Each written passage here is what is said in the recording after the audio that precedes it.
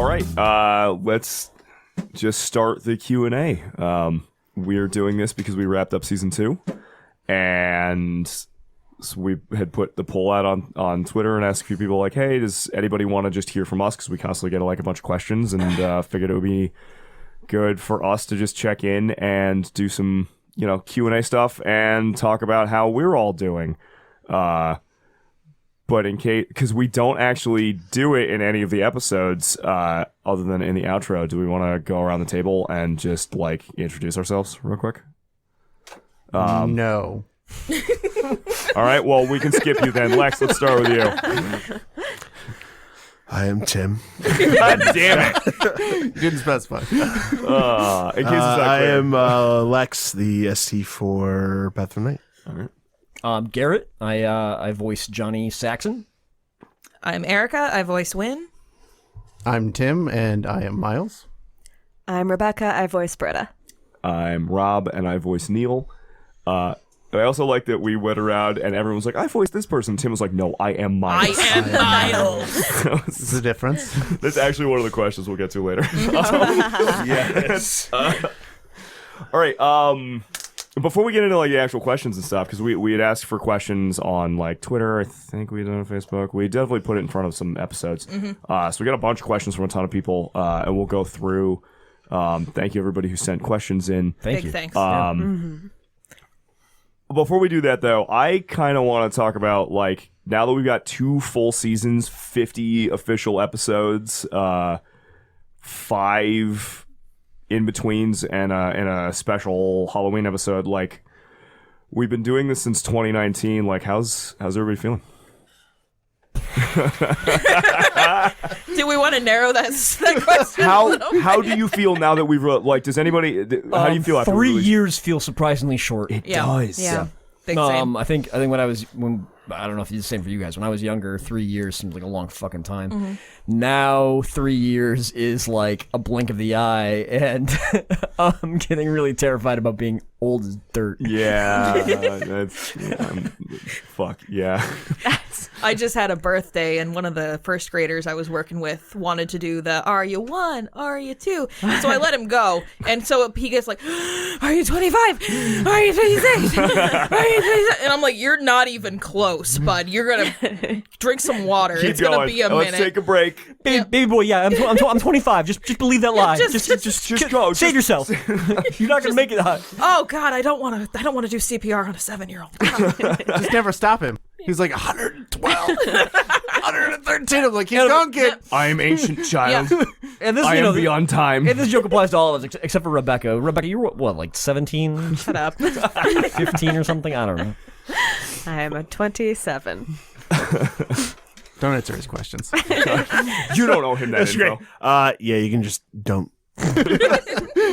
Listen, this is a Q&A. I might as well answer questions. True, that's fair. I'm ageless and unknowable beyond time. Fuck you, Garrett. I can work technology, motherfuckers. Got me there. No, honestly, like, I'm not good at understanding time, but the fact of recording the Q&A right after we release the season 2 finale makes it more real. Yeah. And it's weird. I always say I'm like pretty slow with emotional processing, and it's more real due to like, the cool interactions from fans and being grateful in that way, and getting to see the rest of the group being recognized, and all that really helps me. Yeah. So that makes it seem like it's actually been happening since 2019. Yeah. So we're recording this on a Friday. The season 2 finale came out Wednesday. So like a lot of it is very fresh, and yeah, I know on Wednesdays for me, like, we've got a bunch of fans on Twitter who like live tweet all the reactions, and then people on Facebook I love those. It's so legitimately like, the word I keep coming back to is sustaining, right? Yes. Like, it just feels really good to see people freak the fuck out. Well, and there's so much nice, it's like so many kind things put through on email and like coffee and all that. Yeah. Like all over the platforms that, to me at least, like, again, I'm not good at recognizing time, but that makes it feel real. Yeah, the odd part about having total strangers get excited when you like something on their timeline, or having someone from a vastly different part of my life say, hey, I stumbled upon this podcast and I clicked on it because, hey, nobody does podcasts about New England. And holy shit, that's you. Yeah, that's happened once or twice, and that's it's like cool. always very cool being like, guys, I found this cool podcast. Wait a minute. Seeing it reach outside, like start reaching outside the circles. Yep. Like, because at first, right, it was like mostly people we know and friends and all that kind of stuff. And I remember big we response got on a shared Discord. At our one first point, couple of fans who were like interacting with us were like, hey, I found you on Spotify and like I love you shit, and just felt really good. And now, like, as of today, we are I think I shared it earlier. House of Wolves Part 2 is cracking download records for us. Like, That's awesome. it feels, just to see that continuous growth of engagement and stuff. It feels really good. It's very gratifying and satisfying. Yeah, it's very cool to see someone get excited about something you are also excited and passionate about. So that's the thing, though, right? Like, we've got fans who are excited to see this stuff. Yeah. We are also legitimately freaking out about our own stuff. Yeah. Like, not in like a narcissistic way, but in like a thinking about the game, because it is a game, right? Like, so getting excited to come to the table and be like, Lex, what the fuck are you doing? is like, feels good. So yeah, I'm sorry. No. I was say also I like the live tweeting because I get to practice my GIF game. Yeah. Yes. Yeah, I think you and I are getting better at it, but I've always been I'm good at it. Slowly Get out but of here. surely. I'm using more of them. I don't know if that means better. Right on. That sort of leads us, like, I guess, so we have this question from a lot of people. Why? not in like a challenging way, but like, how did we do this? Like, what made us decide to like start? Lex, don't give me the lies. All right? Well, actually, before, because I think mostly Lex should answer this question. I agree. But I would like to preface it a little bit, because I think a bunch of us started getting into podcasts maybe like 2013ish. It's been a little while. Yeah. 2012. You and I got like I think you and I definitely were starting to listen to it. Tim definitely as well. Yeah, we were starting to listen to a lot of podcasts around 2013ish when things, I think podcasting started to like, that's when it really started to like gaining momentum and speed, and there's a lot of people doing cool stuff with that. And I found a Kickstarter for some board game or a tabletop game that I was really interested in. I wanted to know more about the game before I kickstarted it, and so I was looking around for reviews, and I stumbled across the One Shot. Is that how you found One Shot? Yeah, they did a One Shot podcast network, which is run by James D'Amato. Shout out to James D'Amato. And One Shot. Seriously, man, I got a chance to meet him one day at Metatopia, and I was totally fucking weird because I was like geeking out, and I was like, "Hey, I really like your podcast," and I think I gave him like a weird vibe. Whatever. So James, if you ever hear this, I'm sorry, man, if I was like weird to you, but He is weird. Don't worry. But regardless, One Shot's amazing. If anybody's looking for great tabletop podcasting to listen to, Campaign Skyjacks is like the high water mark. In hey a lot of man, ways for, like, Campaign, the original Star Wars campaign, Yeah. Campaign Skyjacks, and honestly, any of the One Shot ones where they explore all the cool indie tabletops that are coming out. Those guys are such freaking important podcasters in my mind that I look to for inspiration and how to make a good podcast. yeah. And that extends to all of the people out in Chicago, because that's how I ended up finding all the stuff that like because JPC was on Campaign, and then he does Hey Riddle Riddle with Adal Rafai, and then Adal Rafai is part of Hello from Magic Tavern. Yep. That's just So there's a huge I'm geeking out about the Chicago podcast scene, but those guys are really, really, really cool, and they do really awesome podcasts. And it got me thinking that that could be something cool to do. That could be fun. So I think I think because of that, we were, at least myself, I'm sure you and Tim were all kind of dropping ideas about podcasting be cool. And then Lex really wanted to put something out there that tapped into some of those old vibes of 90s Vampire the Masquerade, that really tapped into the original kind of like fun tabletop game that was different than D&D. And I think that's Vampire. I don't know if you agree with that. But Lex, maybe you should probably talk about this from this point. Yeah, so I was feeling kind of this as a lot of the new kind of vampire stuff is coming out. I had found myself kind of chatting about the lore and reminiscing and kind of thinking back to some of the old tabletops that I used to do, you know, when I was like 15 years old and telling like weird World of Darkness stories. And, you know, we were all sharing one copy of the core book and we were pooling cash to get the client books as they were coming out. Like that era. Was Vampire your first tabletop?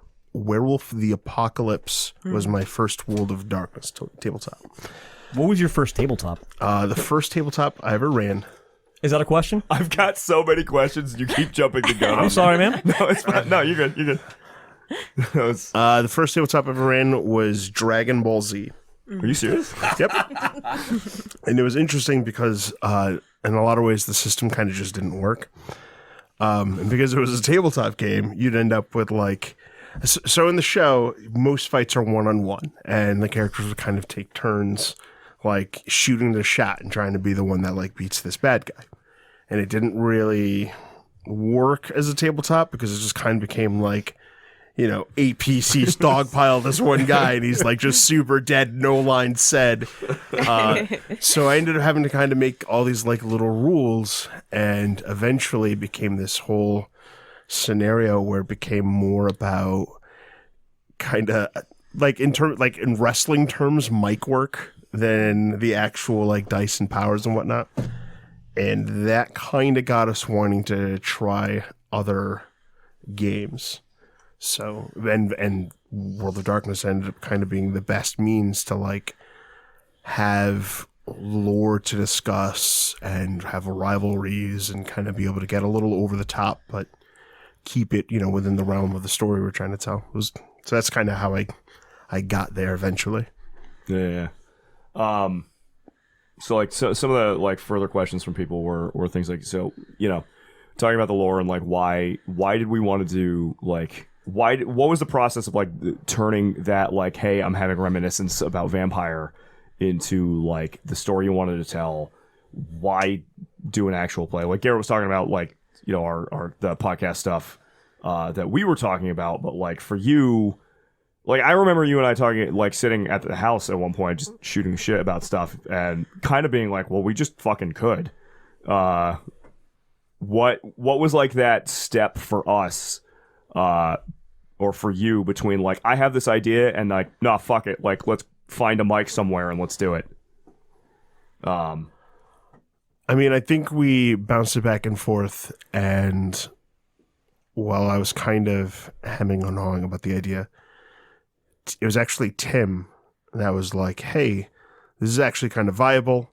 Here's how we could set things up so we can afford it, because, you know, we did kind of want to figure out how we were going to like budget the thing. And Thanks, Tim. yeah, I was you, like, Tim. huh. Well, I mean, if Tim is like, hey, I think we can afford this, I'm like, all right, we're good, guys. I mean, we did have like that $300 extra left over from OI that you'd forgotten existed. Yeah, so I had run like a whole LARP that had like a little bit of cash that I had raised, and I just kind of left it there because I wasn't running the LARP to make money, so it just sat. I was also in charge of the cash. Yeah. So Tim was like, hey, you have this thing, just do the thing with this thing. And I was like, whoa. Mind blown. Tim. One of the questions let's do it. One of the questions for later is, which we could just fucking do now, forget it, is so euthanasia on coffee specifically wanted to know like what we all do for a living. And so I'm just going to read this one verbatim because it's like, I would very much like to know, without going into too much private detail, of course, what your guys' professions are. I've been thinking about this for the longest time because the show is so well made. In my head, you guys have to be involved in show business in some way or form. Which is wildly flattering. But there is a reason that Lex is talking about, like, Tim being the guy who was like, hey, we can do this. So Tim, like, Man, let's start with you. What do you do for a living, man? I mean, show business also needs people who counts money, so he's completely correct. Or they are completely correct. That's I am a tax accountant by trade, and just a regular accountant most of the time. And lover by night. I don't know where I was going with that, but I got you. yeah. So I handle the money and our scheduling. So for the show. Yeah, Yeah. the show would not run without Tim because No. like Tim provides the recording space. He is the one who schedules everything. He like the literal. Tim is the keeper of the keys. logistical wingman for just about everything this podcast does. Yeah. I mean, yeah, to Lex's point, like literally without Tim, I think this would be a very cool idea that we all still had. Yeah, we would be meeting like once every 6 months Yeah. somewhere and not have the right equipment still. Yeah, I was straight up like, yo, Tim, is this possible? And Tim's like, yeah, it's actually hilariously easy. Remember this? And I was like, I don't remember that at all. And Tim's like, yeah, let's Yeah. do it. and they also let me deliver lines too, so it's great. Yeah. Hell yeah. Erika, what do you do for a living? So I've done a lot of things since the podcast even started. Well, because it has been over 3 Because years. it's been over 3 years. So list them all in alphabetical order. Alphabetical order, go fuck yourself. That's a G. It's not very teacherly of you. So I have done special effects makeup for Halloween productions and for Christmas productions. I've done costuming for children's theater groups. I have been a performer and walked backwards through a living history museum for money in full Victorian garb. I have, most recently, I worked at a daycare center. And then I went to work as a special education paraprofessional in a performing arts elementary school. Yeah. And most recently was a one-on-one to a very special little guy, and now they've graduated me from kindergarten to first grade. And I just walk through the school all day, and people yell, "Hi, Miss Webb," and I wave and blow kisses, and they wave and blow kisses back, and it's pretty much the perfect job. Hell yeah. Garrett, what are you doing? I am a starving artist. I work on an indie comic book. I do freelance illustration work, commission miniature painting. Either drawing, painting, or whatever gigs with clients I can get. You're also the one who did like all the official art for the show, yeah. which was extremely helpful for us to have like an actual artist like hanging out and Yeah, just yeah, being like, yeah. "Hey man, can we get stuff?" Yep. By you, Lex. So what I do has absolutely nothing to do with my gaming history. I am an admin manager for a tech support department at like a major HVAC company. Yeah. Yep, that's what I hell do. I create cases and You pay keep checks on stuff. Yeah.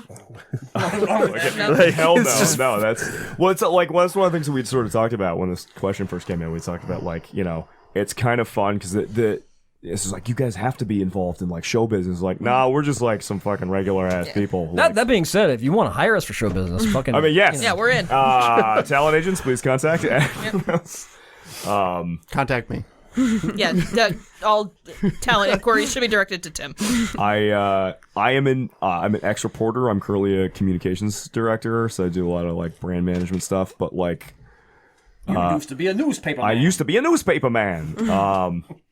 And you like talking about Erika's. We've done a lot of stuff. Like I work for nonprofits, but for a big chunk of the beginning of this, I was fully unemployed for like half the last 3 years. So like this has been a very fun project. What? COVID didn't make that easier to get a job? It's so weird when you get laid off right before COVID starts. It makes it real hard to find a job. Coincidence? Coincidence. And then our actual showbiz person, Rebecca. I'm an author and a playwright. So in that amount, yes. Moving into like having answered that right, like, and sort of talking about the genesis of the idea, and how Tim helped us to actually actualize it. what was sort of the process? Like, we sort of all know, like, obviously we all know each other, but like, and Lex, you obviously would, like, as the sort of spearhead of this, like, creatively, how'd we, a bunch of people wanted to know, how do we settle on us as the group to do this? Like, you know, did we have a casting process? Did we all know each other beforehand? Like, why were we the people chosen? And then, because I sort of know the answer to this, I'm just going to loop into it. How much experience, we can all go around and talk about it after. So, like, how much experience do each of us have with gaming and with the World of Darkness? I know it's like a lot of questions, but they all sort of bleed into each other.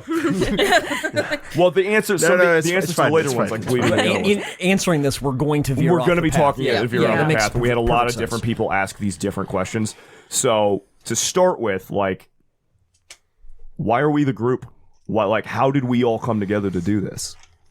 So when I decided to do this, I distinctly recall actually having the conversation with you guys. You guys were like, oh, you know, it can be whoever you want. It doesn't have to be us or anything like that. And I took that to heart, honestly. Originally, I actually was not sure who at all would be part of the cast of characters. So what I did was I made a list of things that I wanted at the table. And in terms of like player mentalities, people's ability to kind of like create dialogue between characters, I just kind of really spent a lot of time being like, you know, who has these like distinct voices and personalities that I think would be comfortable on a mic. And as I made the list, I just kind of crossed off names until I came to a group that I thought would be able to steadily attend, who would play characters dynamic from each other. So like, even like among, you know, the guys, right? The three of you, you guys do not generally have any interest in portraying similar characters at all, and can look at the exact same thing and really just kind of see three totally different things. And wow, and I just kind of felt that sort of attitude as a player was, you know, what the table would need. And I think no one knew Rebecca at the time. I knew you Yeah. best, and then I knew Rob from Parlor LARP from playing Camarilla Vampire, Yep. and I knew Garrett from Boffer, but only a little bit. We hadn't talked very much, No. and I think maybe I'm not even sure if I'd ever met you two in passing, Erika and Tim. No. I met you for the first time when we went to our first, hey, this is what we're going to do here. Yeah, so I think Lex and Rob I knew best, and then Garrett a small amount. I pet JoJo at Boffer and said hi to you. I think we were at a Boffer LARP, and I think you were doing like a narrator kind of position. So you were doing several different characters over the course of like a Boffer weekend. Yeah. We'd also hung out a couple times at parties at Lex's place or something like that. Yeah, yes, we And- had spoken. And I was just, when we were just spitballing ideas for people, I was like, well, you know, Rebecca's really talented at role-playing different kinds of characters. She might be a really good person to ask to, you know, be part of the team. Thank you. No. Well, it's funny, right? Because, like, obviously, so I've known Lex, I've known you for a while, but like Garrett and Tim, I've known you guys for like, we've known each other for like 20 years at this point. I deny everything. Okay. And Good job, Tim. Lex, like 2008, I think, is when I first met you. We were like hanging out. Yeah. Erika, I've known you for a while now. And 2012 was, I had a friend from a L5R tabletop Yes. say, Yeah, there you hey, I found this L5R LARP. Do you and like this random hodgepodge of people I've collected want to come on this car trip? Yeah. And I was like, well, yeah, fuck yes, I do. And so I went up, and Rob and Lex were storytelling, and Tim and Garrett were playing. Oh, shit, that's right. Yeah. And I walked in, and my clan murdered a PC that night. Yes, you did. And I helped. What a tough night for man. That was a brutal night. I can't That was a remember brutal that. night. And then after that, I just kind of like, okay, I need to mainline more of this LARP thing. I'm here now. Yep. So the same friend who had dragged me to L5R dragged me to a vampire LARP, and my first character was actually Malkavian. Hell yeah. And I made the decided choice she would not be good for the podcast. She was mute. Well, that's But that gave me an opportunity so to learn how vampire society works without saying anything that was gonna get my shit pushed in. yeah. Yeah, actually, I remember when we were talking about the people to invite in, because I mean, I think you're alluding to the fact that myself, Rob, and Tim, the three of us, we've been gaming together forever. So I think part of the reason that Lex tagged us is because the three of us have we are ingrained with banter and being able to play off one another, right? To the point where you and I occasionally have to step back and be like, "Hey, man, we can't banter." We used to play D&D. This is super off topic, but like we used to play D&D, and Garrett and I would just go into like a tavern in D&D, and our characters would just fucking banter for like an hour. And Tim would be like, "Can we do plot, please? Can we please do plot?" I can actually see Tim's desire to say that. That's why I stopped DMing for years. I can keep these people in line. I'm sorry, man. I remember when we mentioned Erika, I was a little bit nervous at first, and I hope you don't take this the wrong way, but you are so good at portraying characters. Yeah. And I wasn't too familiar with Erika the person.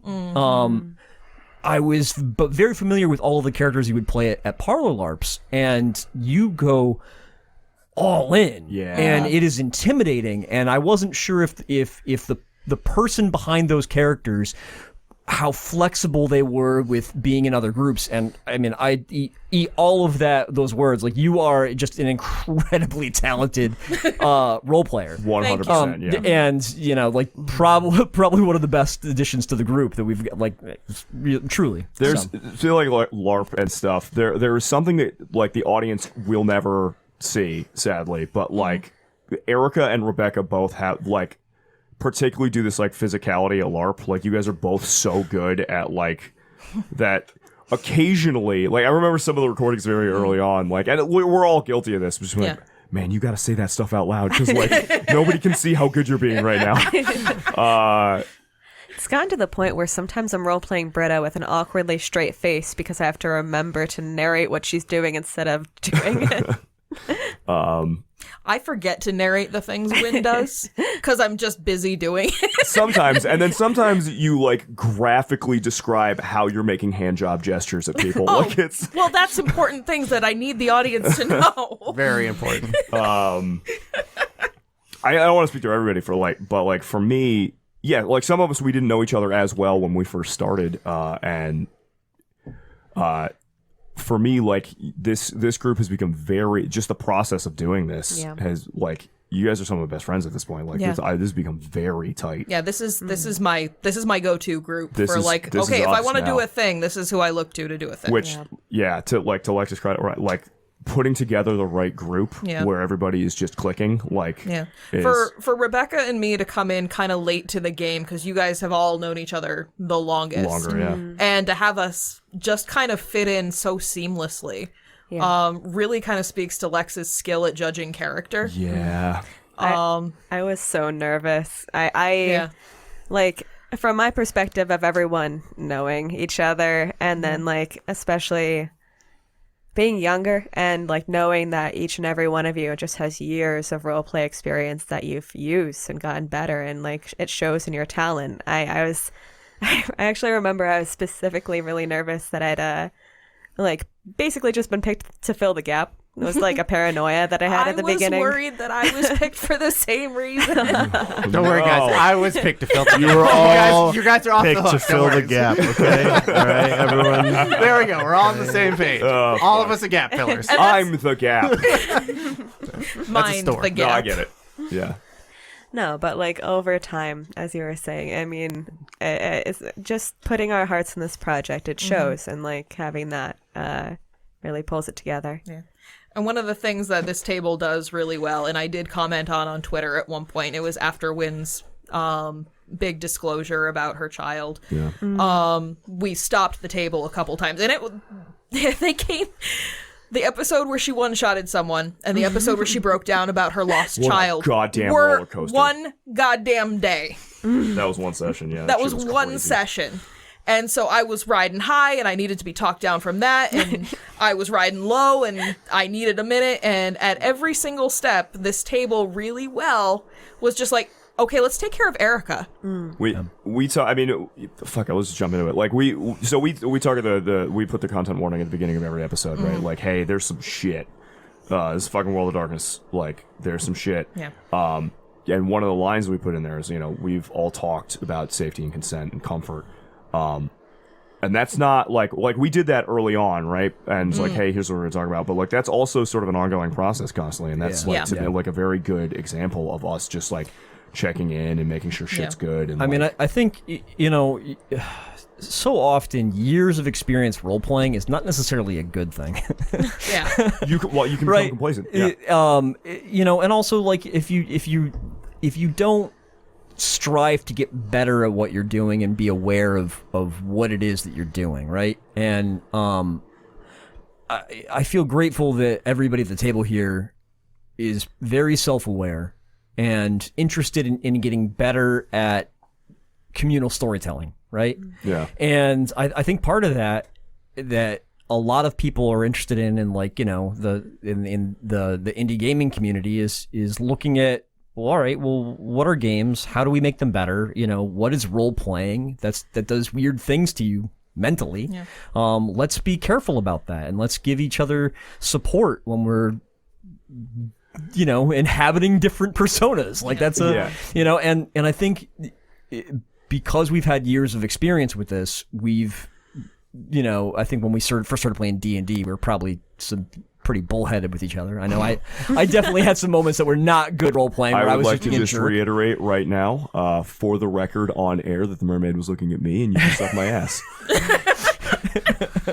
But I like the fact that, and I think the reason I still game with you guys is because of the fact that you're willing to look at gaming sessions we've had in the past and like, it didn't feel good. I left feeling, upset at my friends. Why am I upset at my friends? This is probably why. Well, let's get past it. Let's get better. Let's have discussions about that. And remember, this is a game at the end of the day. Yes, with those histories, like we sort of talked about, right? What is everybody's relationship to tabletop games, right? Like, we had no experience podcasting. What is what are our experiences with tabletops and with the World of Darkness? I honestly did not have a good start with tabletop games. I tried a couple when I was like in mostly high school, but really like my primary form of role playing was forum role play. I did a lot of like forum, was it freeforums.net, I think, or I don't remember, but like guy online, just random forum minutia. I used to do that every day, and then I kept that up for a long time, and I had the chance to try Boffer, and I was so excited because that incorporated like, I do a lot of like acting as well, like anything in theater as well as playwriting, and I was so excited about getting to like be an NPC, do costuming, and with getting into Boffer, I had the chance to try Parlor LARP, and that was the first time for me of actually substantially encountering Vampire the Masquerade. I had come into contact with it in passing.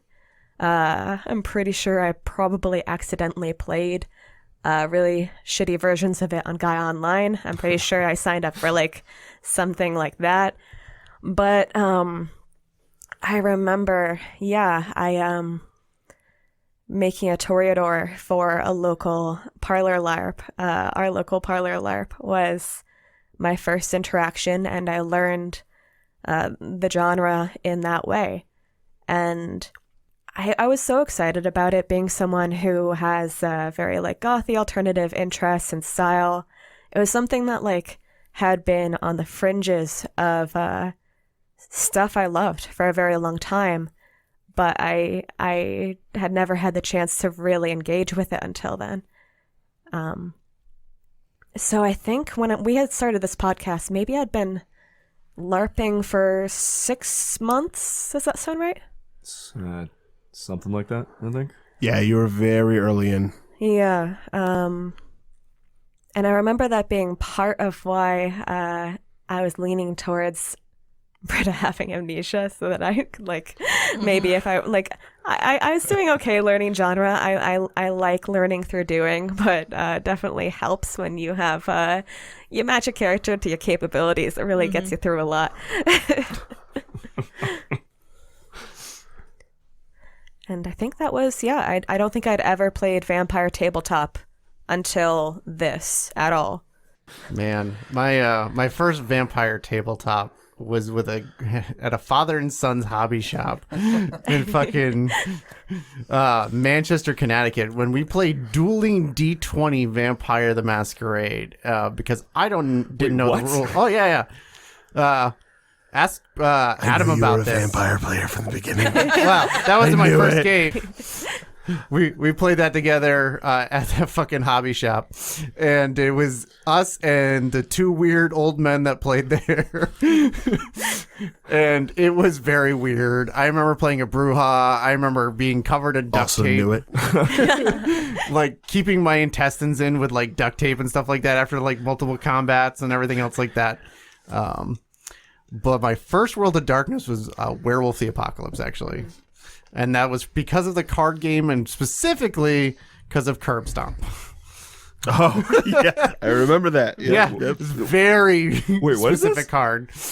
It's So Werewolf the Apocalypse used to have a card game, much like Rage or whatever, right? Vampire the Eternal Struggle. right. But it was its own thing. I remember getting at one of the and cards, like Scribe they magazine made was. a point of being as graphic and like 90s Iron Age comic booky as possible. Okay. And there was a card. And it is what is described.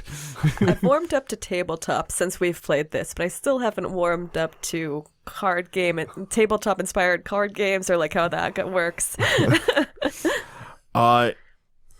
To be totally honest, some of the most vicious politics I've ever seen has been over Vitesse, which is Vampire the Eternal Struggle. Mm-hmm.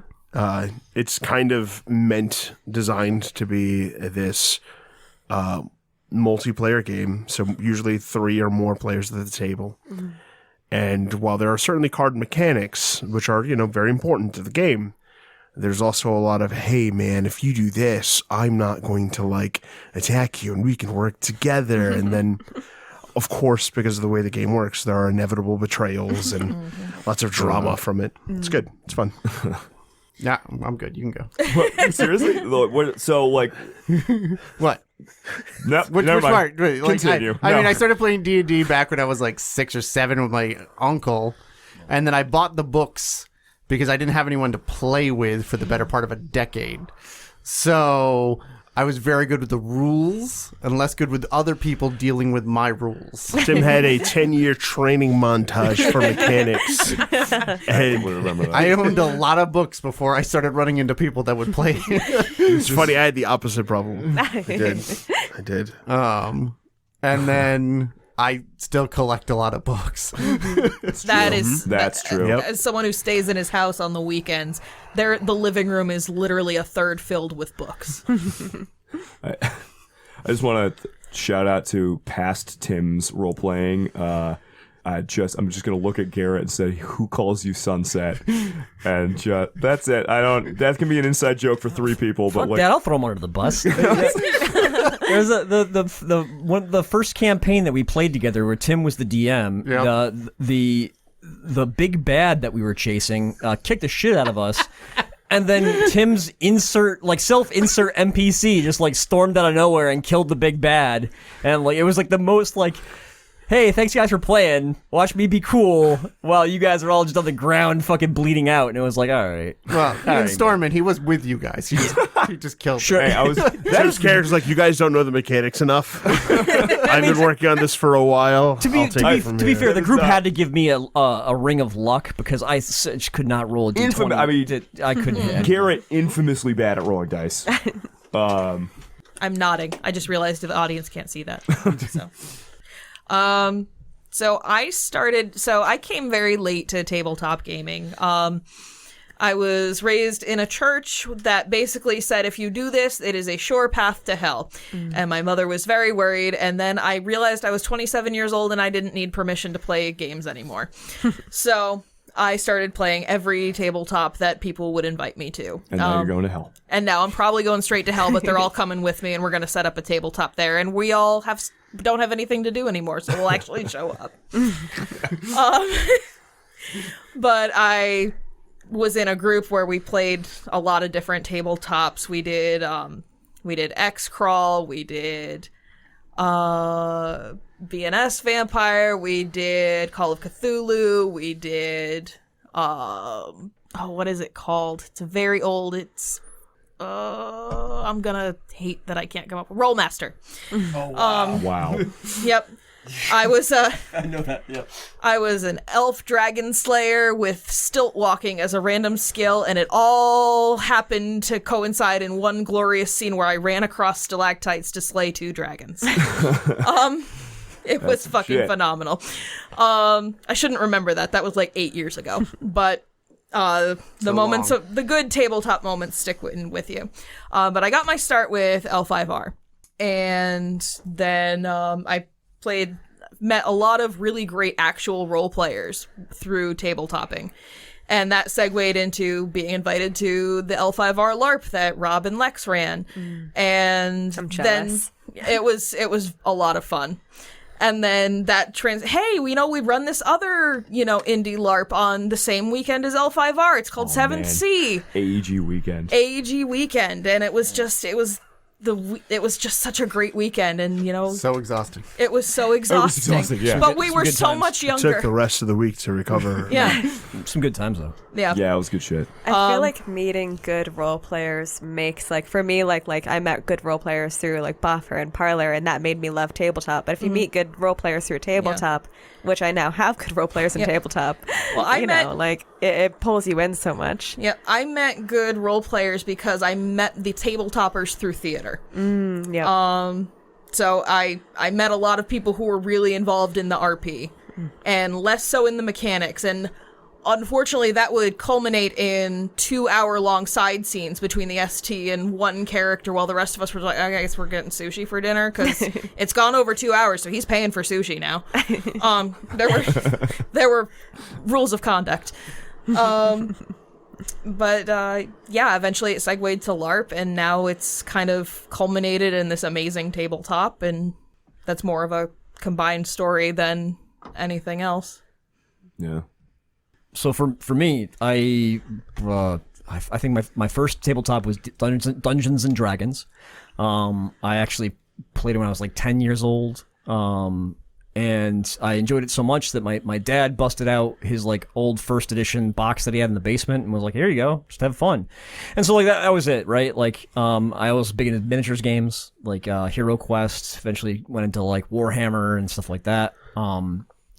And it was just my house growing up was a friendly house to like make believe and things like that. And my older sister got into Vampire, right back in its heyday in the mid 90s, and I would like want to game with her and her friends, but like since there was enough of an age gap, she was like, get out of here. So I didn't get to actually play with them. My first vampire game was at a dusty old gaming shop called The Grid in Manchester, Connecticut. So Tim was over at Father and Son. I was at The Grid. The grid still exists. It does. Carl runs the shop's great guy. Is he the Gazinta Gazouta guy? No, that's that's a Bob. different player. That's Bob.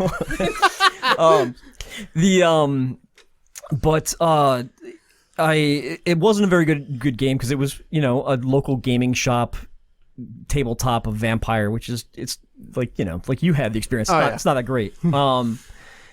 But then my sister, as I started to get older and showed that I could be mature at the gaming table, she started to kind of like Trusted with others. yeah, and she ended up bringing me along to a couple of the old East of the River LARPs, which are like the first, as far as I remember, the first LARPs in the area for Vampire. I didn't really care for it that much.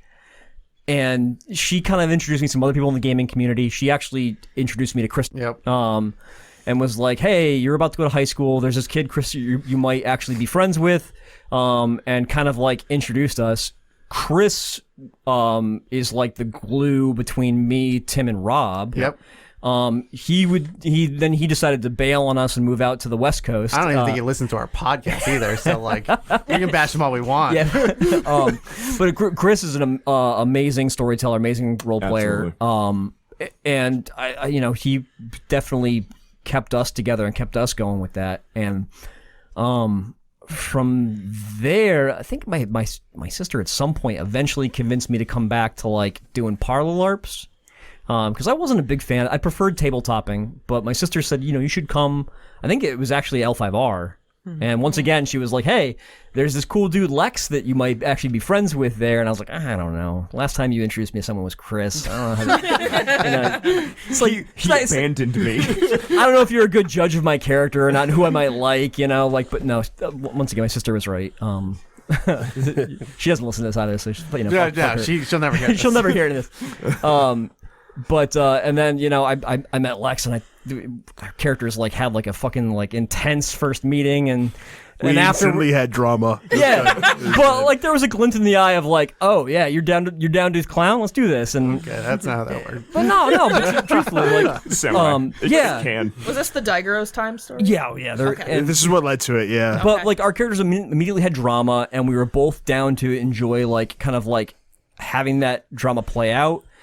And then we went out to like a party afterwards, and I got really obliterated. And we ended up just kind of bonding in our drunken stupor, and then from there we just kind of became pretty quick friends. It's just guy love between two guys. Yeah, just A lot of dude alcohol love. and Soul Caliber. And Marlboro 27s. Yep. Morley cigarettes. Brought to you by Wolf Panther. So I actually didn't play in tabletops for like a few years. Have you still? Have Very rarely. But there was actually a handful of other storytellers that were much older than myself at the location that I used to run games at. And it was three in particular I remember that were pretty much mentors to me for the experience. Actually, there's nods to them in the podcast. Can I interrupt you? Can I interrupt you for a second? You're not actually explaining why you didn't play in any games. I was running them. Yeah.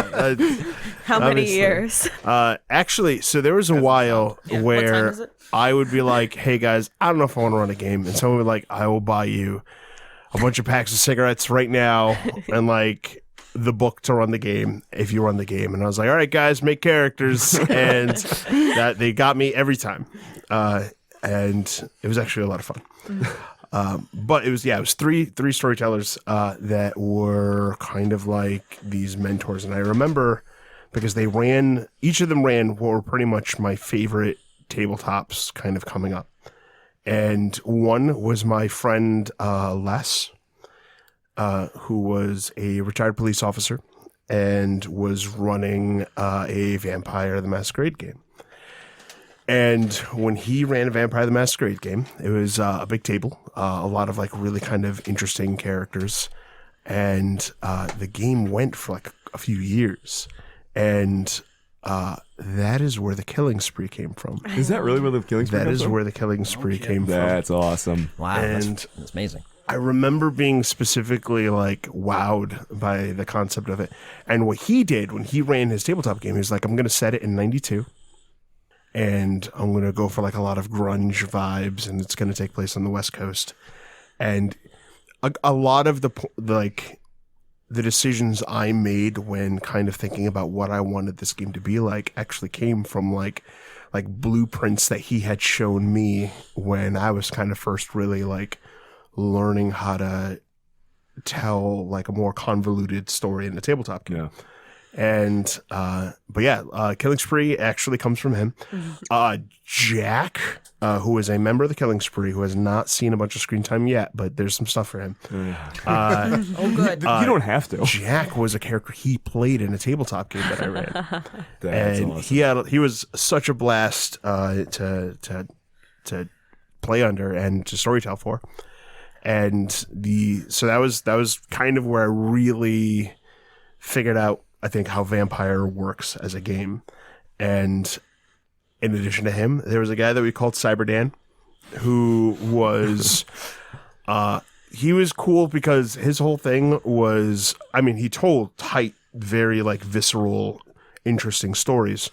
But he was the guy who would say the cyberpunk quote of style over substance all the time. And he made a point of just giving the coolest descriptions for like NPCs, and his voice would like kind of change depending on who he was portraying. Yeah.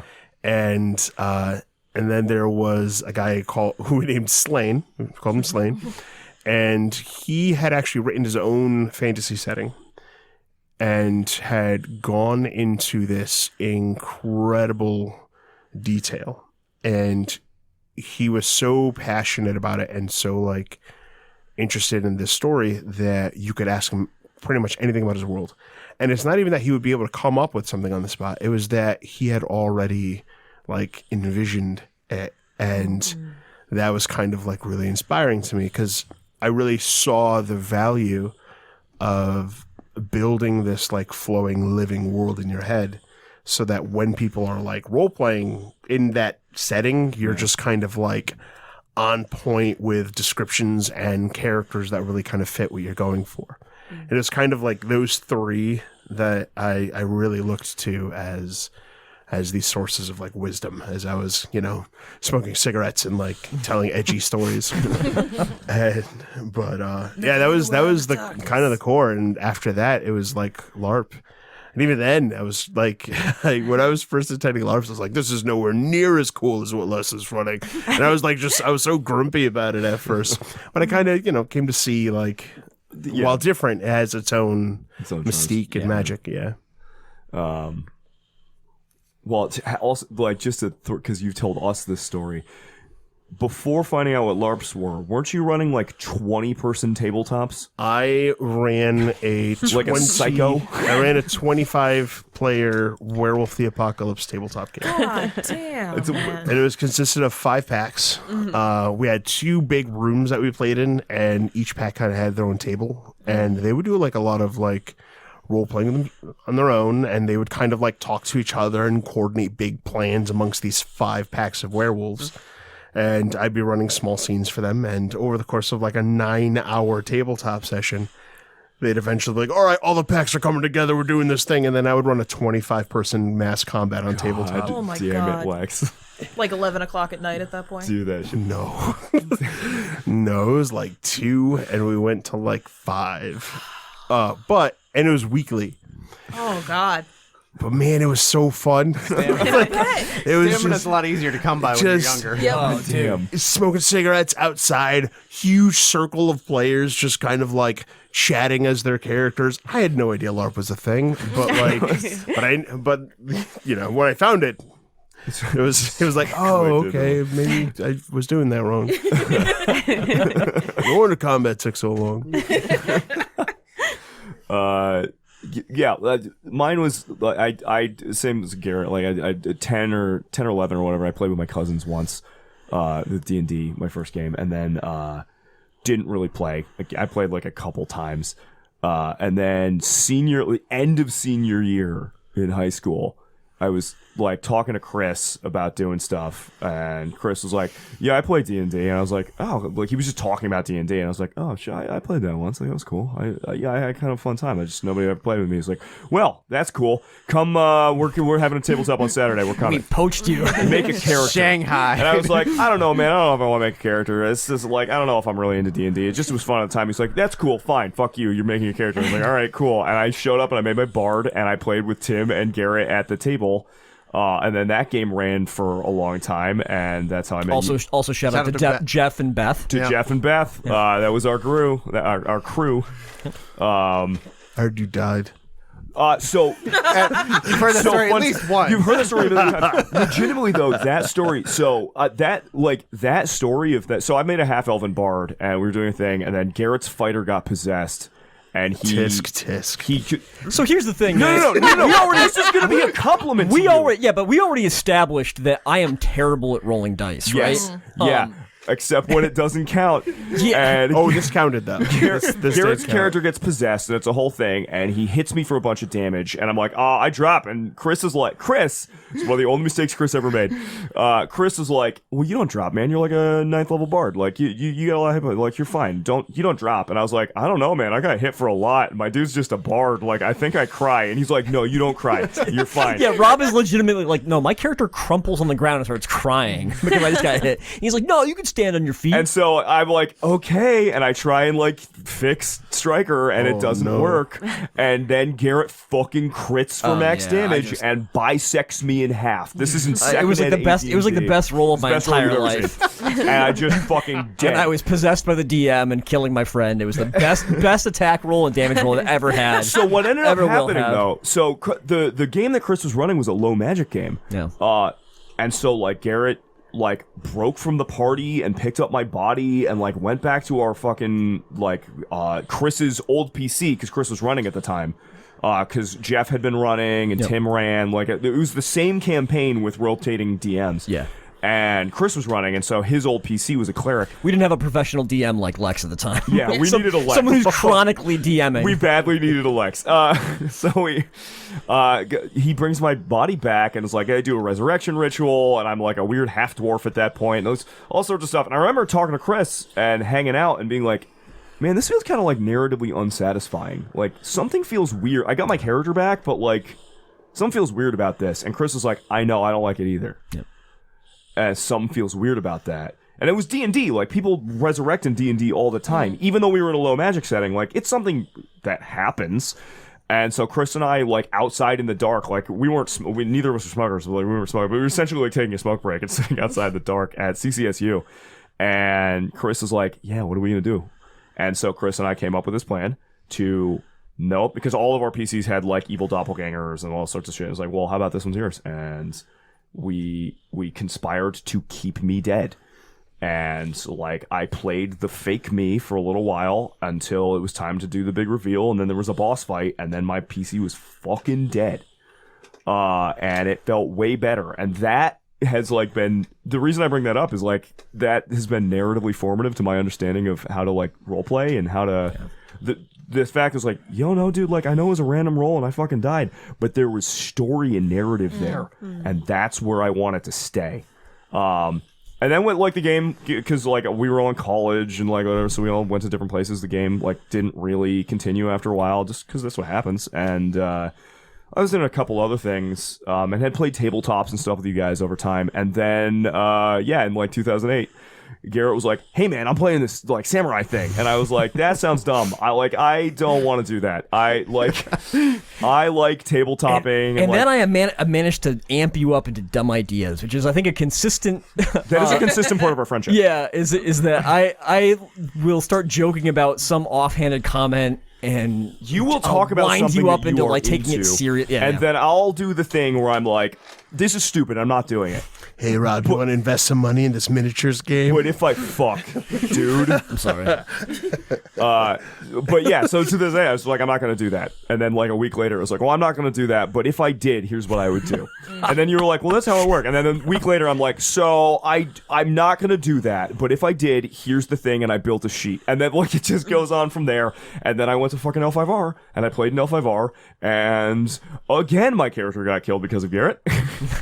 I'm sorry. No, it was politics. It was I fucking. It was died. a vicious game. It was a vicious game. It was fucking vicious. And then instead of making a new character, I stepped on staff, and then I met Lex, and and then eventually I was like, well, I do these indie games, but I don't play vampire stuff. And Okay, then Meatloaf, calm down. and then I made a fucking hunter. Any role-playing game. And then I but made a won't fucking play vampire, and then like just so now here And a I am. kinfolk. Yeah, and a kinfolk. Yeah, no, now I'm just in. Imbued. Like Yeah. now I'm just here. Of course, with those two Jamokes Carver playing, I'm like, Cative. well, what am I going to play if you're My both off cative. at this thing, be- so now I got to go. To be fair, I started playing the parlor LARP with L5R as well. Yeah. And I didn't really want to get back into Vampire because I had had some bad experiences with it previously to that, and I just didn't enjoy the LARP scene. But another one of our mutual friends, Adam Satori, convinced me to come back to was it the Sabat game? Sabat. Yeah, and I played that and ended up having a pretty freaking good time. So. And playing the fucking blueprint for Kabir. Yeah, basically. Yeah. Kabir is basically an old character of mine that got lifted for an NPC on my sheet. Kabir is like if the Sabat PC that he came from was like, you know what? I don't do meth anymore. And I was like, I'm going to get my shit together and I'm going to get a girlfriend. I'm going to use this as a segue to another question that was asked. I'm just kind of fucking jumping around here, but so who is everyone's favorite NPC in Path of Night? Bring it back to Path of Night a little bit. Who is everybody's favorite NPC? And Lex, yours is a two-parter because it was who's your favorite, and then who do you like to portray the most? They can be the same one, but You can take some time. We can go. Who is everybody's favorite? Erika, I can see you. Go ahead. Honestly, it's You can say You me. can say It's a fine. couple, man. I don't care. it's gonna be a bunch. That's the issue. Is that it's not like Top a top three. two. It's Yeah, a let's- top five. Do top three. Fuck them. Okay. Well, Break the fuck one of rules. In no particular order. Joey, Kabir, and Chaps. them. Yeah. They're good little guys. Yep. It's all the people that Wynn loves. Yeah. Well, not all of them. And then it's All the Rusty, people right? win life. Then it's followed by Rusty. No, that was No. hate fucking. Well, so one of the other the variant on this question too, right, is who do you as a listener or however, I don't think there's any bad NPCs, but oh God, who do you love to fucking hate? Reese. God, I mean, there's a few options, right? But Reese is such. It's a fucking good one. Reese. No, I mean, he took my son, and I'm gonna eat his brain one day. Also, he's Tremere. Fuck Yeah. that claim. Yeah. I mean, Just sorry. I'll put that to tape on the radio. When I- Fuck Tremere. When I first came to Vampire the LARP, my two choices for starting character were either Malkavian or Salubri. And I was said, if you play a Salubri healer, you will not make it through the door. I was like, well, I'd like to make it through the door, so I guess I'll play Malkavian. But Salubri healer is my white whale. One of these days. One of these- One of these days we'll play another weirdo. We'll play just a bunch of misfit weirdos. And What do you mean in another game? Favorite NPC? Probably Elsa Linden is one of my favorites. Yeah. You had such a cool arc. With It's the her. punk outfit. Yeah, well, especially the punk outfit. But my interactions with her are probably some of the longest and some of the better ones, and they're kind of back and forth. I'm trying to think of who else.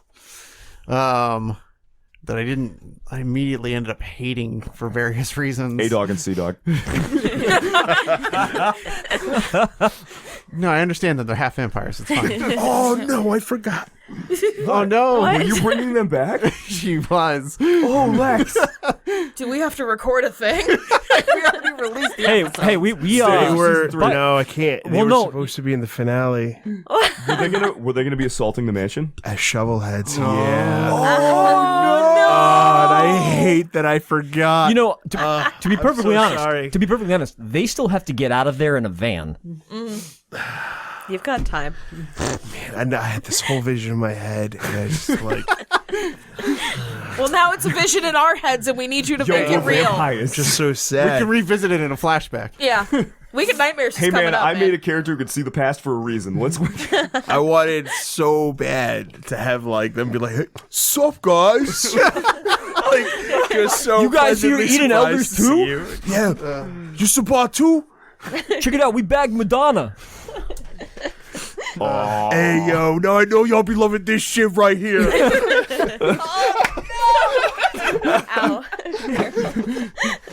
Ow.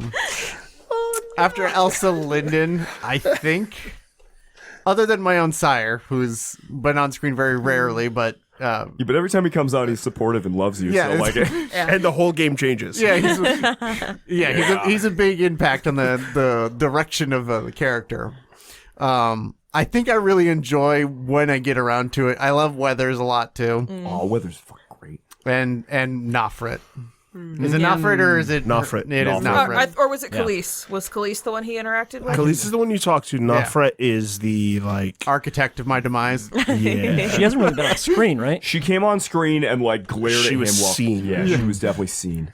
My favorite NPC to hate was definitely Reese for most of it. Sometimes Pendragon.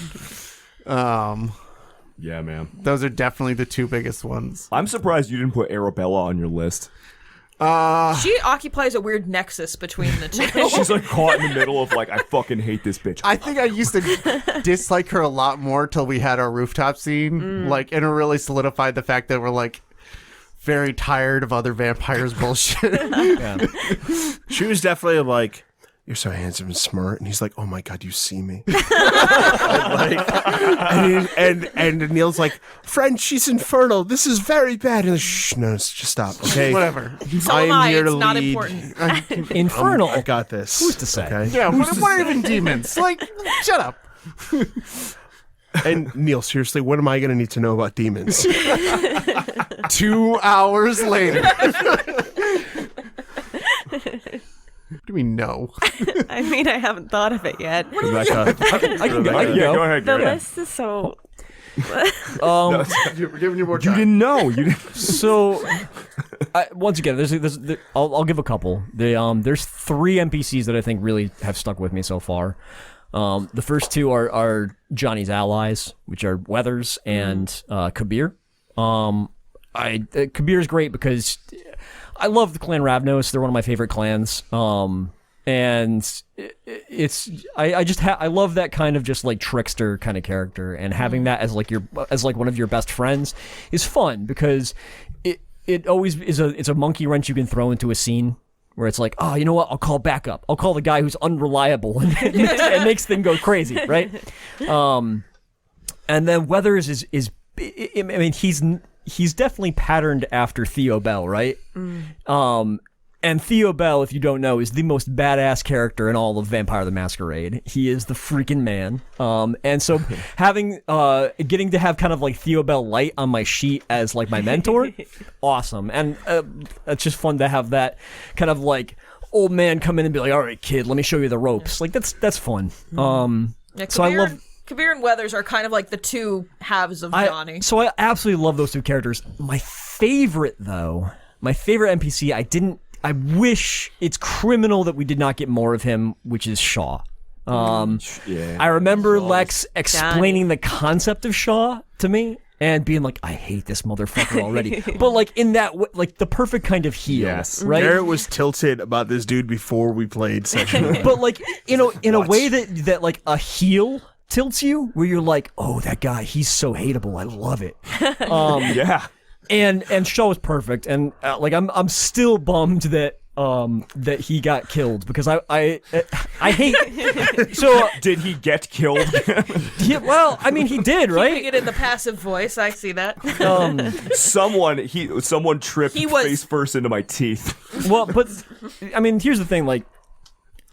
Garrett dislikes killing my villains. I much prefer keeping my villains around, even to like the chagrin Yeah. of like my fellow players at the table. Like back in the day, playing tabletop games with like Tim and Rob and stuff like that. Like, we've had actually even with Lex like we were playing Gutsers, right? Which is the God. Iron Fucking Kingdoms role playing Croyd game. hates you, motherfucker, so bad.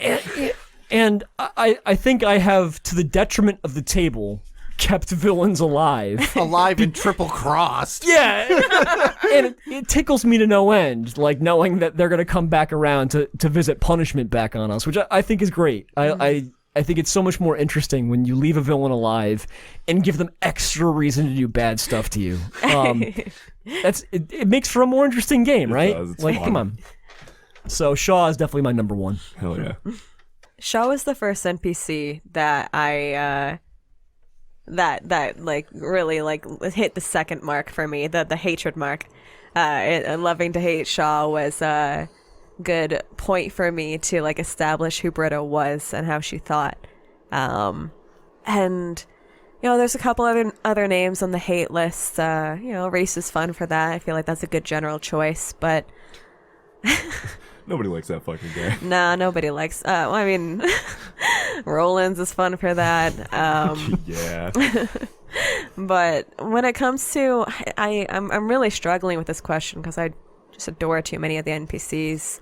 There's NPCs that I genuinely like, full on, just straightforwardly adore, like Ramirez and like Fester, and there's NPCs that just like uncomplicatedly fall into that category, but not necessarily as strongly as the NPCs who complicatedly fall into that category.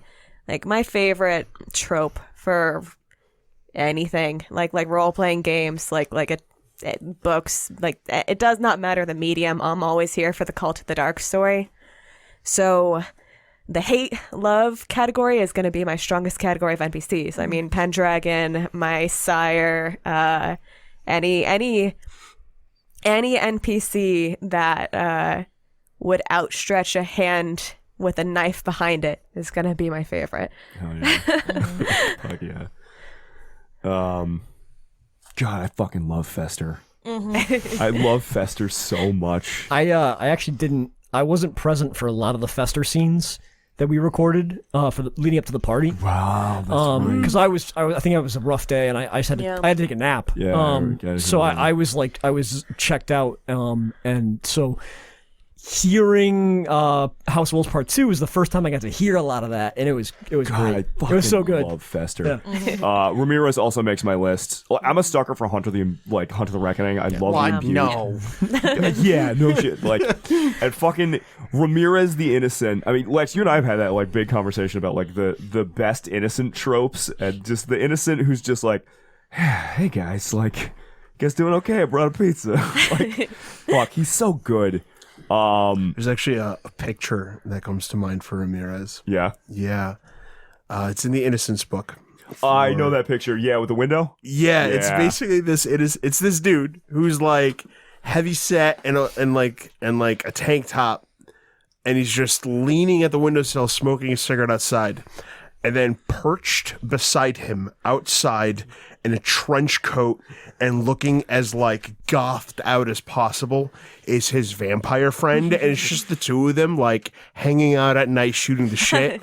And I'm like, that's Ramirez. Fuck yeah. He's just goddamn love Ramirez. You may be a monster, but he really just sees a person and is like, hey, what's up? Do you like pizza? Oh, I have to put Romeo on my list too, but I'm still mad at you for killing him immediately after saying hi. Immediately. That was such a Glee dirty on move. your fucking face. Immediately. Such a dirty move. I love it. Oh I man. like it when it isn't even the first attack. He's like, this one vampire dies. Like, oh, look, he's still alive. Like, oh, now he's dead.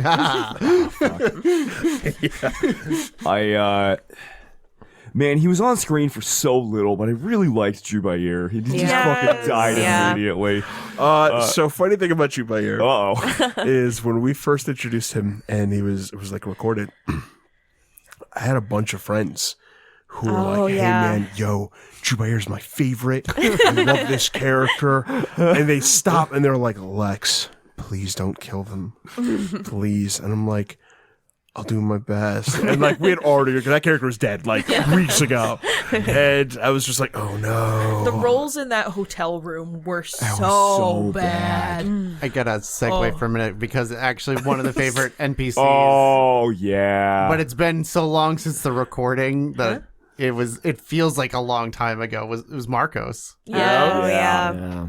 Zophiel has to be on your love to hate list. Yes and no. And your love to love list. I don't know how to feel about Zofield yet. I feel like it's still a mystery. Like, I mean, to be perfectly honest, there's such a great cast of NPCs in this Yeah. game. Miles respects the game though. So like he's like, okay, all right, I'm not into, you doing this to me. But like, okay, it's a good move. I understand the need to possess somebody to get dirty things done sometimes. gotta respect the player. Okay. Real fucking fast while we're talking about them. Yeah. One of the questions that we got was, how do you spell Z's name? Oh, Z. Thank you, Tim.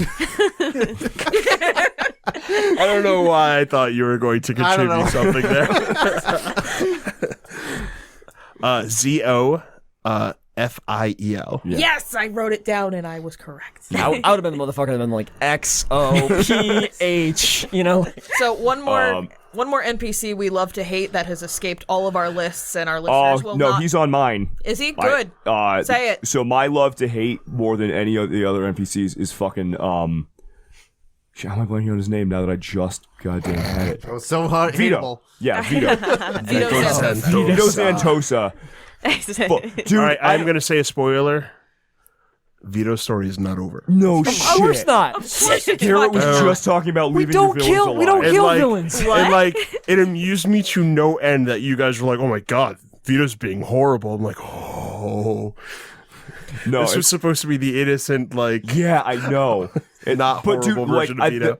The like visible like, oh, this motherfucker, when he like was doing creepo shit on Britta, like the whole table was like, well, he's dying now, right? Yeah. Like, we're gonna kill this guy? We're gonna hand him over We're gonna kill this man? for torture. I gotta respect his style in that particular You do scene. No, not. you do not. I You do totally not. do. Another Yeah, he compliment. got a leather jacket. Yeah, He's to a be fair. bruja. He was man. the fact that you brought him in with a leather jacket to denote he was a bruja is the funniest shit. Yeah, but the thing is, he doesn't wear a biker jacket like a proper bruja. He wears one of those like weird, gross Eurotrash leather jackets. Oh yeah. He's You got know a what I fur mean? collar. Yep. Well, but it also had spikes on it. Yep. Yeah, but they're like the little weird, like yeah, flat, no, bedazzled yeah, no, studs. Studs. Yeah. I was gonna say, are we sure they're not just like Studs. tiny metal nipples or Wait, something? It's probably it's that was bedazzled probably- into that's like a what it was. weird like sword with like wings on it and stuff like that, with like extra like embroidery. Oh, so like It's one of Kabir's those- van. Sire, do you like my tribal tattoo? No, It's sick. Gotta respect the man. Observe my kanji. do not. His fishnet shirt. It means peace and war.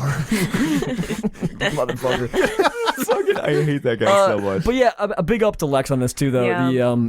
The like hand in hand with leaving villains alive. I like it when you have a relationship with your storyteller where you can let your character be vulnerable and give yourself blind spots.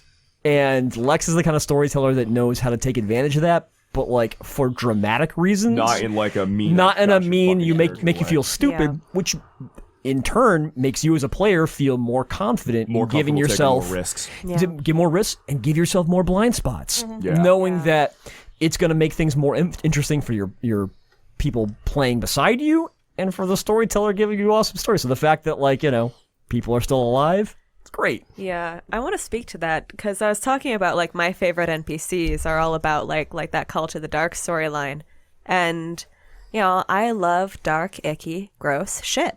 I love like I find it like really entertaining to like work with villains that like on a scale of like threat from like Vito to Pendragon. Obviously, that covers topics that if you're not with a group of people that you can't communicate well with could be really difficult. And having a storyteller who cares, having a group that cares, being able and comfortable to like express yourself and feel heard, and being able to check in with people. I mean, that's so incredibly important to like having these amazing NPCs and having these amazing stories. Oh yeah. What about you, Lex? Who do you like portraying the most? Ugh. Who do I like portraying the most? Who do you like portraying the most? And who is the... So these are a couple of questions we got. Who do you like portraying the most, and who is the hardest for you to portray? Like, who are you just like, God, I have to bring this fucking character on screen, but like... Okay, this is actually really, really good questions. Yeah, right? I think... So as far as my favorite NPCs go, Yeah. my main three are probably Weathers, Elsa, and Reese. Yeah. I think those are kind of the three that you can have. I feel like I can have very long conversations with them and feel like there's kind of a dynamic exchange going more than most. The hardest, I would actually have to say Arabella is the most difficult for me because I'm trying to do two things at once every time I'm portraying the character, which is actually really hard for this table because you guys egg each other on, and it kind of causes sometimes a reaction to an NPC becomes infectious, and everyone's feeling it because this one person felt it. You know what I mean? Like, they picked on Neil, fuck them, we're all killing him. Like, shit. All right, this guy's done. You know what I mean? Yes. But so the thing with Arabella is I am trying to convey to Miles the whole speech of we're not so different, you and I, Yeah. right? While also being like, hey, I am blatantly a problem. You guys need to deal with me. So the rest of the coterie, and I'm trying to basically get Miles to be like, hey, guys, she's not so bad. And that is actually really difficult because Miles, more than, I'm going to be honest, any PC at the table, really just wants to fight something finally and like just have a throwdown. Tim's audible So, like- disappointment when I'm at the end of sorry. season 2, right? The very finale of season 2 where like Wynn and Johnny are like, we're gonna go deal with Kabir, and Miles is like grabbing his fucking sword. Yeah, like, I'm gonna let's do do it. And Tim's like, yeah, we're gonna do it. And then you walk in with all the fucking princes, and Tim's like just, Crestfallen. I have to do prince stuff. Well, the That's episode it. where, Arena fights. the episode where Wynn accidentally one-shotted the abbot. Tim's just like, Accidentally? God dang it. Yeah, and I feel like Yeah, I feel like accidentally. It's not Arabella's like I was always stacking like that. one insult to a coterie mate from Miles being like, you know what? I've decided I'm not waiting for you to further enchant my sword. We're going now. And like, so like, I have to kind of walk this fine That line. is also what There's she definitely said. a couple NPCs. Arabella is one of them where like it. You're right. There's definitely infectious. Like, hey guys, fuck this guy, fuck this guy. But there's a few NPCs where like it kind of does split the table on how we look at them, and it's fucking good story. I feel like Pendragon is becoming Pendragon is one of them. pretty good for that. To some extent, Roland's was. By one reason or another. Yep. Well, it's kind of one of those things where they are intended to be these kind of very, honestly, evil, self-serving characters. But sometimes the things that they want and the things that you guys want align. And when that happens, you guys are like, oh, maybe we'll kill Reese next game. I mean, Reese. I think Reese is a good example. Reese is right? probably one of the best vampire villains I've ever encountered. He's not my favorite. Straw's my favorite, but Reese might just be the best I've ever actually seen portrayed in a game, because there's so many times we'll be talking about the game, like after hours, stuff like that, and Reese he's just such a problem, and there's no good way to solve it. You can't you can't kill him because he's too essential for the domain, right? Yeah. And no, he still is. The clan's still essential to the domain. And he is respectful enough of the rules where you can't just justify going after him. Yep. It's such, and bravo to you, Lex, for portraying that and creating a domain that has that problem where like peripherally, like there's just no good answer for that. New Haven does, like, it'll transition this a little bit. New Haven does feel like very, you were talking about lived in world and all that kind of stuff. So some of the questions that we were getting, right, are like, why New Haven 99? Like, why? That's all you.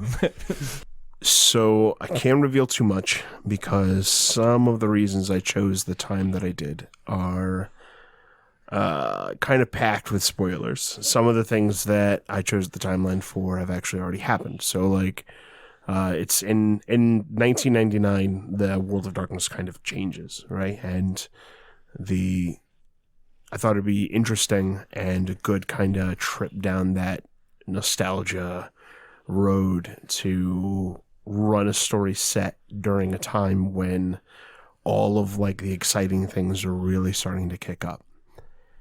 And I chose New Haven. So for those who know, I do draw a bit from the Dark Colony sourcebook, from like, I think first or second, a very, very old vampire book, but had a lot of really interesting characters and concepts. So I wanted somewhere that was a little more protagonisty than some of the others, and I thought New Haven would be a very interesting spot because it's between which essentially, the territory is controlled by Operation Longbow, and the territory is controlled by what would be one of the largest driving forces for the Sabbat. So it was a good spot to squeeze the PCs right in the middle of it, while also giving sanctuary to like the fires themselves. Like in the pan, not the fire. So that's why I wanted to do that. Because the idea was to give this whole nostalgia-oriented story about kind of an old school feeling coterie, I felt V20 kind of offered something that I was most connected to in terms of my past experiences of the game. And a lot of you hadn't really done kind of a long-term Vampire the Masquerade tabletop game before. No. So, Or for that matter, proper Camarilla tabletop. Yeah. Or Camarilla. No, it's Camarilla. No, it's Camarilla. I can't even remember where I am on that. You're on the Camarilla side. You were on the Camarilla. Is that the opposite of you? They're Yes. they're Yes, that's the lying. opposite of me. They're No, lying. I don't believe On it. opposite day. Damn it! I almost had him. But yeah, so it was. I didn't want to just introduce the game in the world. I wanted to introduce my experiences with the game in the world, and I felt V20 most kind of represented that. So that's what I did. Yeah. We had also talked about early on, right? Like, because we were doing something new with like podcasting and format and trying to do stuff, going back to the things that we knew the best and like were the most familiar with, so we could kind of shoot off a cuff and for a first time out, like don't stretch too hard, right? Yeah, it was. Well, I mean, so I'd been running it for so long that it felt like something. It felt like something I knew I could do without needing to run to the rule book frequently. And if I needed to make a ruling off the top of my head, I could do something that was kind of close enough to where the way the game works that it wouldn't be this weird, odd mechanic being tacked onto the system. So one of the questions we got from a few people, speaking of, was in our outro we talk about we have a few limited house rules. Do you want to talk about the house rules? So there's a couple that are very unobtrusive, but there's a few that are really big. So in the system, normally when initiative gets rolled, everyone declares what they intend to do from slowest character to fastest. So if there's two characters fighting, one rolls a 12 initiative, the other one rolls a 15 initiative. The one that, after they determine who has what for initiative, the character with the lowest initiative actually says what they intend to do. And then the character who has the higher initiative can take that information into account when deciding what they will do. And then they announce what they intend to do. For the character that is going at the lower initiative, if they intend to change their action, they have to spend a point of willpower. So what I wanted to do was keep the combat flowing in a more narrative way and not be hyper focused on the nitty gritty of the fight itself.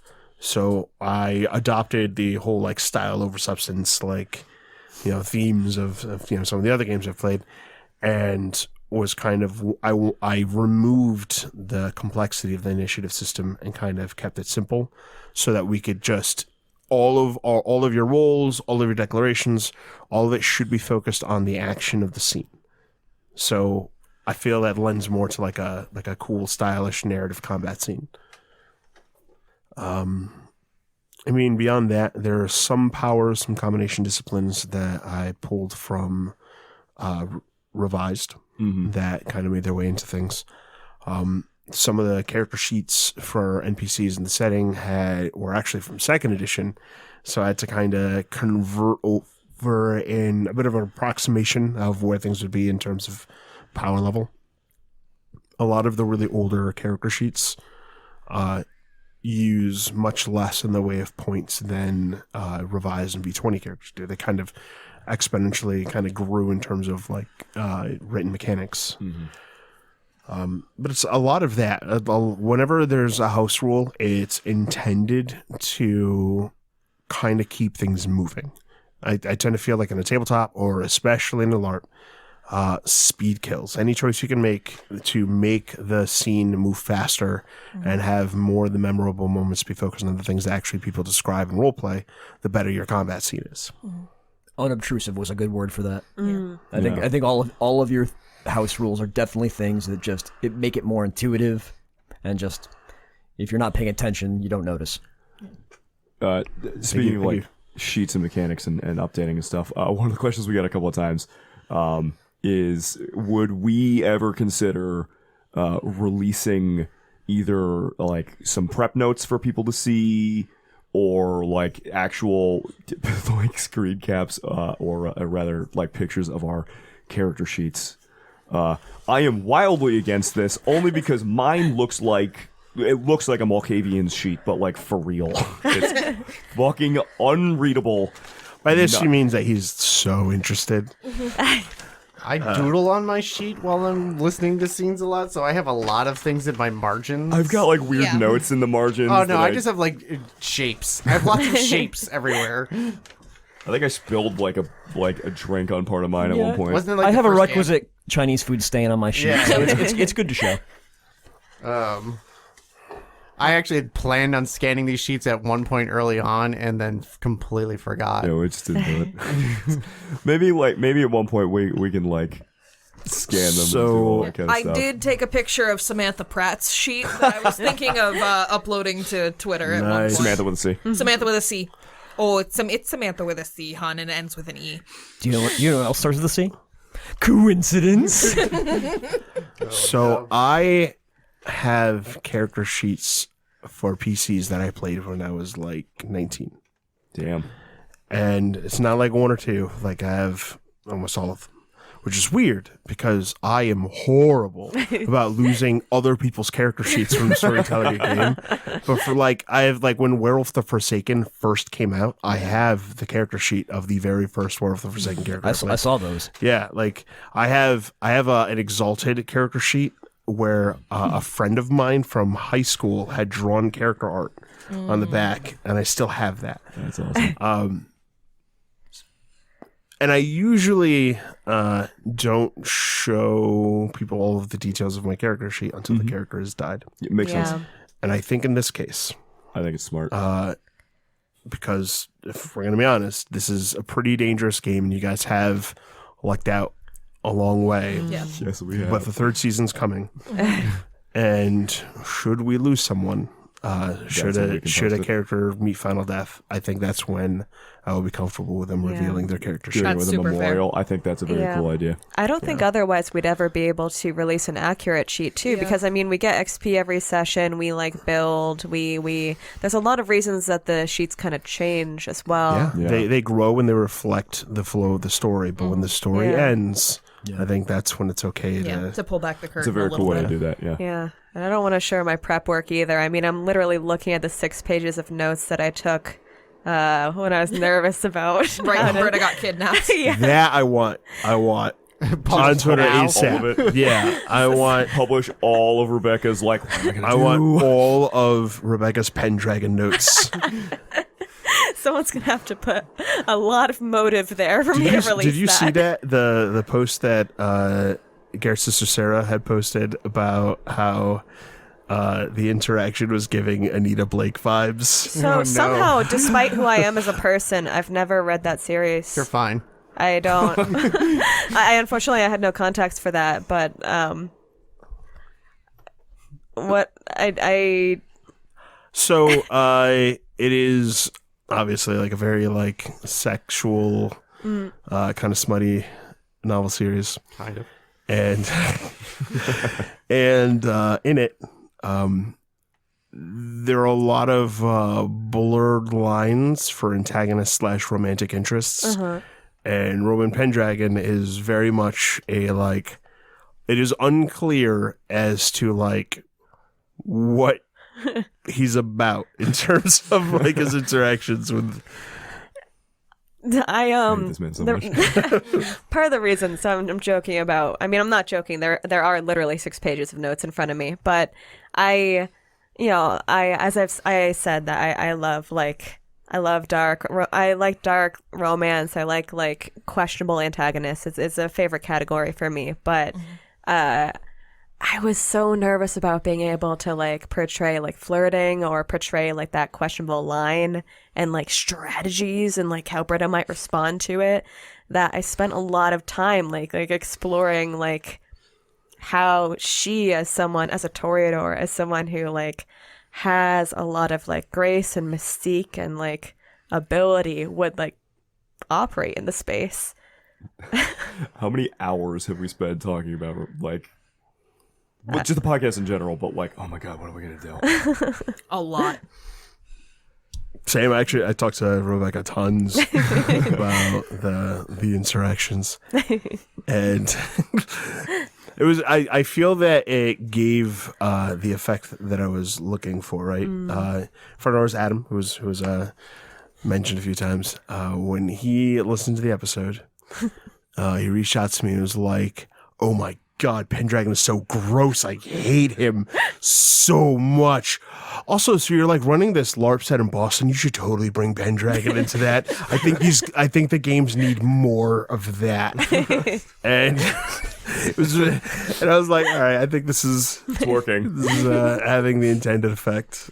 Yeah, if you ever want those notes to hit the real world, there's going to have to be some serious motivation behind that desire. Or just a lot of one-shot fanfics. How much? How many donations a month do we need for the like? I'm not telling. Someone's going to have to figure it out. Stealing notes. Yeah, I I kind of want like Pendragon to absolutely come across as like the villain of a fanfic. Oh God, You know what I mean? That's 100%. As someone who reads and writes a lot of fanfics, you hit it. Good. You hit that. Yeah, no. Sorry. Okay. I'm not. Pendragon is engorged with fanfic vibes. All right, next question. See what I mean? Like Tim's already done with this guy. Like that. move on. What was it that Dracula motherfucker? Oh, Like, yeah, that Phantom of the Opera motherfucker. Oh, so good. That's actually like, so one of the questions we get a couple of times, I'm just gonna fucking piggyback off the weird fanfic and Anita Blake shit. I do have to ask. Okay. You did a great job. Oh, yeah, 100%. Yes, Like 100%. it does need to be said that the interactions were absolutely great, and I just based on the reactions I was seeing on Twitter, everyone was like, "Oh my god, what's Britta gonna do?" Yeah. This is fuck yeah. Honestly, The amount good. of all caps. I think I mentioned so we talked about like people live stream or live tweet like the reactions to the episodes. And some of those episodes drop and just like the all caps, like yeah. Even when it was happening, I distinctly recall Garrett and Erika watching, and Garrett be like, "Okay, do the thing now. More, yes, continue." I'm going to talk about that real quick. yes, hell yes. So the way that happened in like real life is that we ended a recording session with Lex running the summoning to the limo. And then because of many factors, COVID safety, some other health concerns, things coming up personally, we didn't record for 2 months. Mm-hmm. So I had just like, that's part of when I mentioned like my nerves and that sort of thing, which I was really lucky like that people were A, willing to hear me out and be supportive there, and B, tolerant of me not shutting the fuck up. But there was like 2 months of, "Hey, you've been kidnapped. Wonder about it."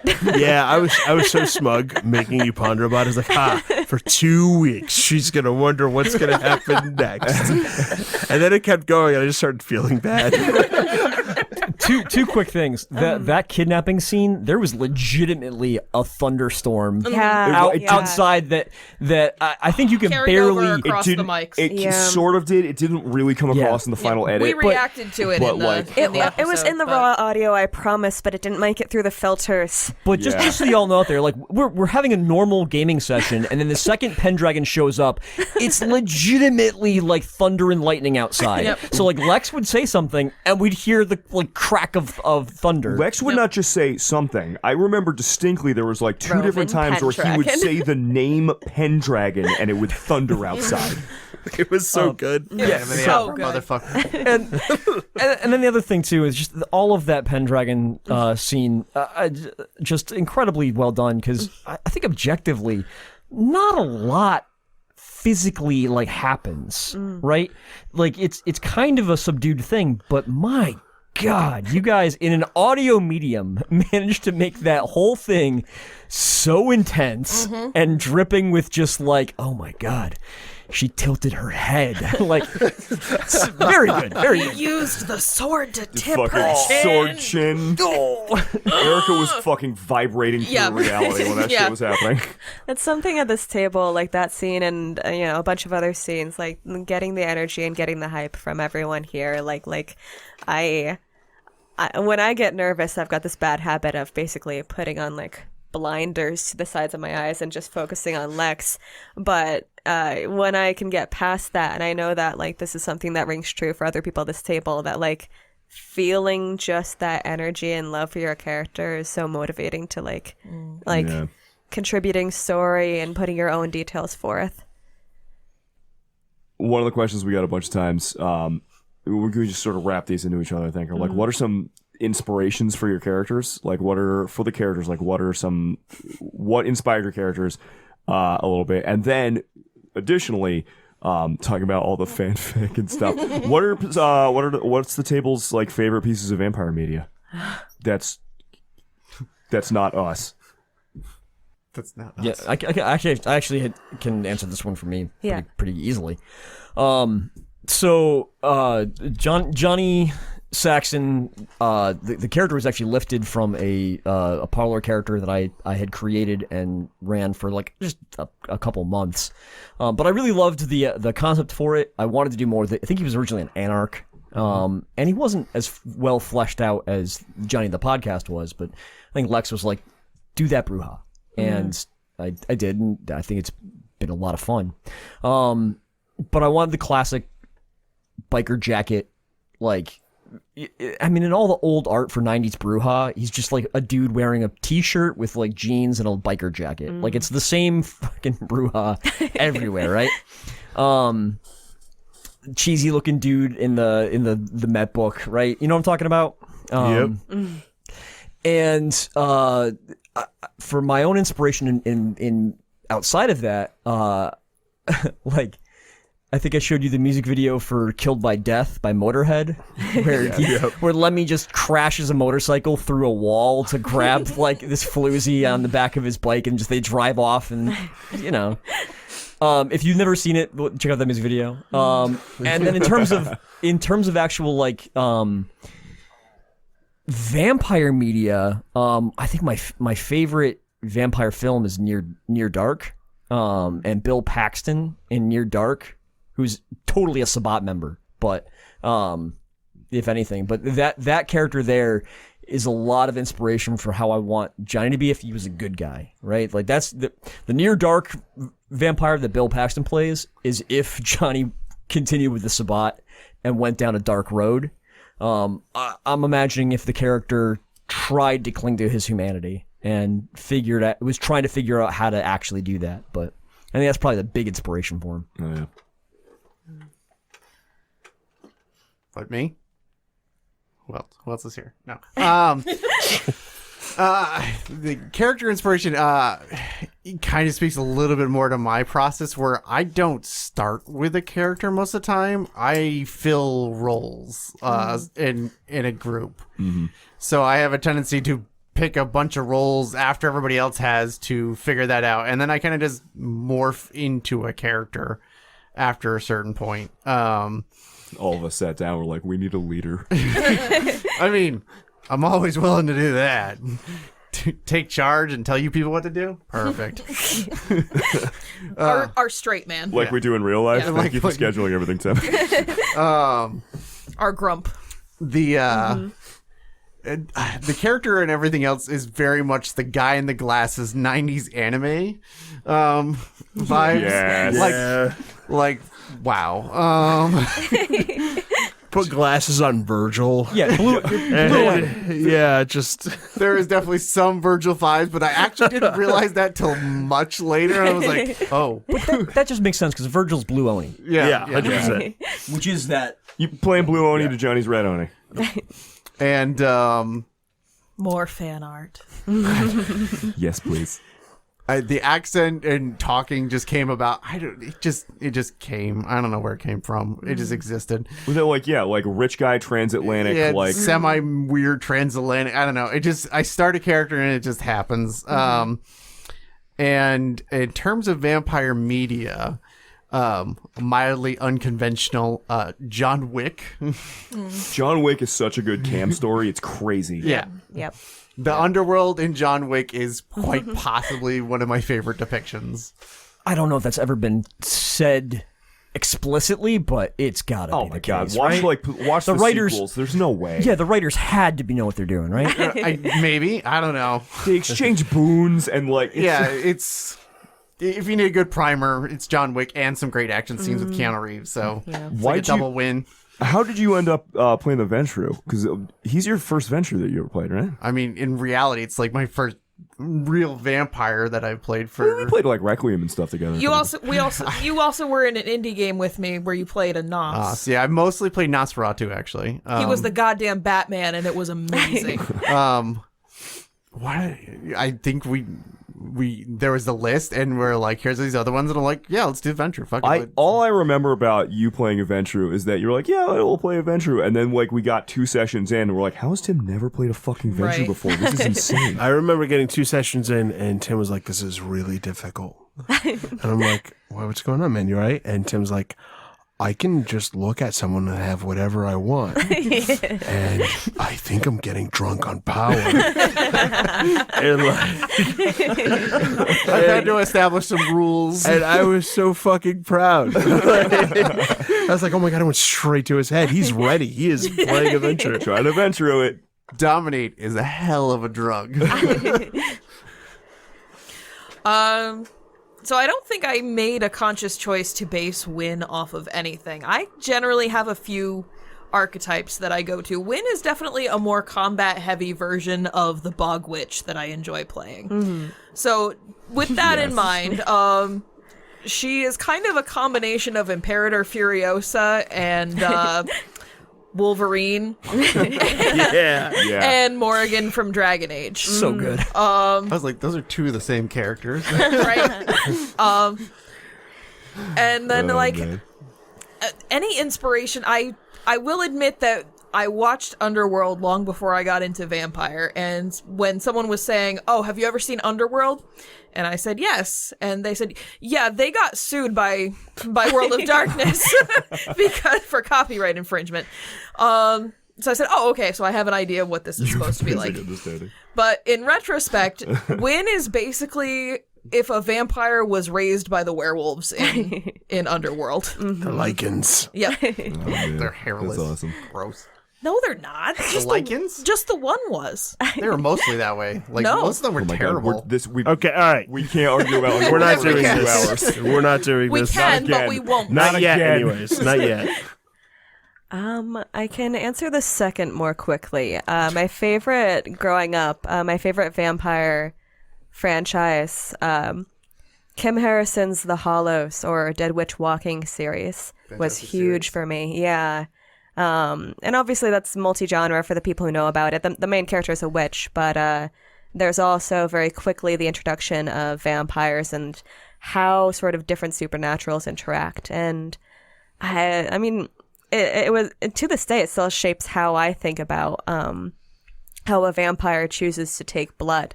There's some discussion in those books about how you bodily consent and, you know, like how that does not apply and does apply to blood. And I just found that to be a wonderful world, and that stuck with me.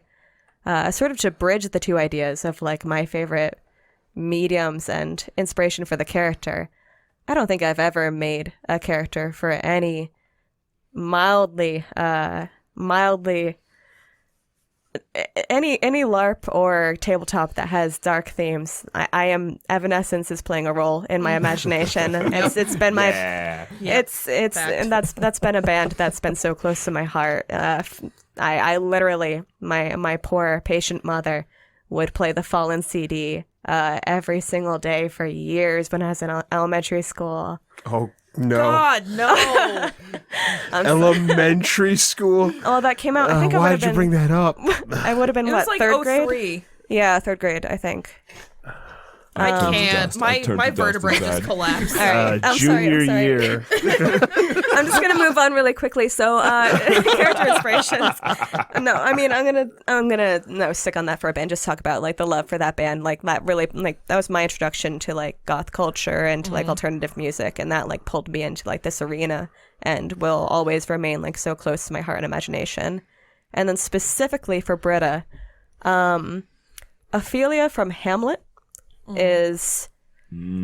So when you learn to act for doing Shakespearean voice for Shakespeare, obviously, but like you take out of your own voice like your accent, the different affectations, your poor vocal habits. You kind of like pull it back to a blank, and the combination of that practice with the reality of Ophelia as a character who has to navigate like a court and nobility and like the powerful people around her with a certain degree of like grace, helplessness, and depending on your interpretation, whether or not she loses her mind.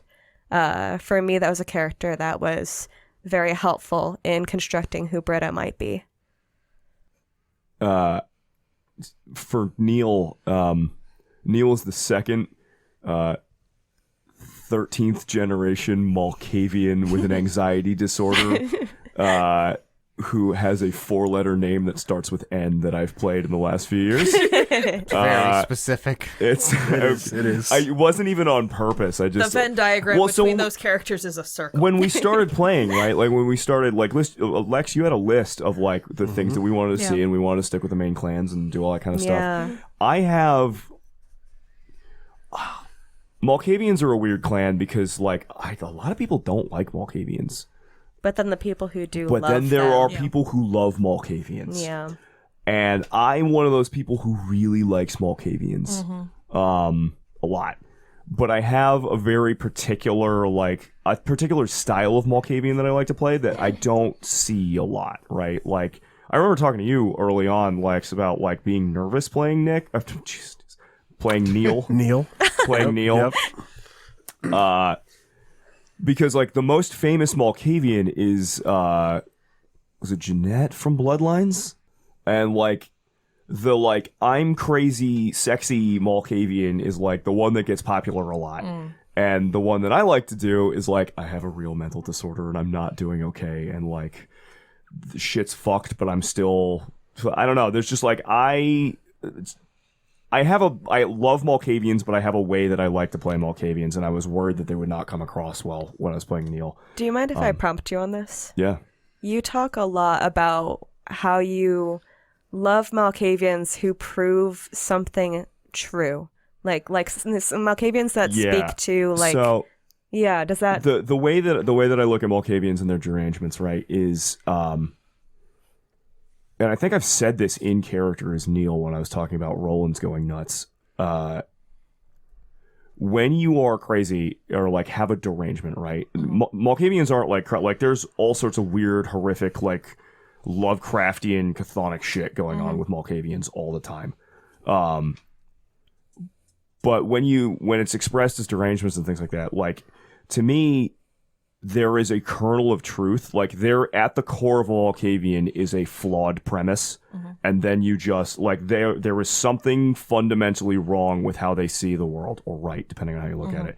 And then all the rest of their shit just builds off that one thing. Yeah, so fundamentally like, different if you about take how they view the you world. take one flawed premise of like a kernel of, you know, truth or untruth or whatever, how they see the world, and then you build everything out from there. So like Neil's derangement technically is like obsessive compulsive hoarding, right? Like that's his deal, but it's all built out of anxiety and like a need to order the world and control the world around him. Like, and you know, it's not on screen a ton, but I remember like Wynn walking in and being like, "Oh shit, he's gonna fucking die in a fire," because like he will be under a pile of magazines. He will be buried under a pile of magazines and die. Like he's normally pretty okay. Like he's an anxious guy, but like he's usually pretty okay. But like he's never okay, but he masks well. Yeah, he masks well. Exactly. So I don't know. I like Malkavians. I like Cassandra Syndrome.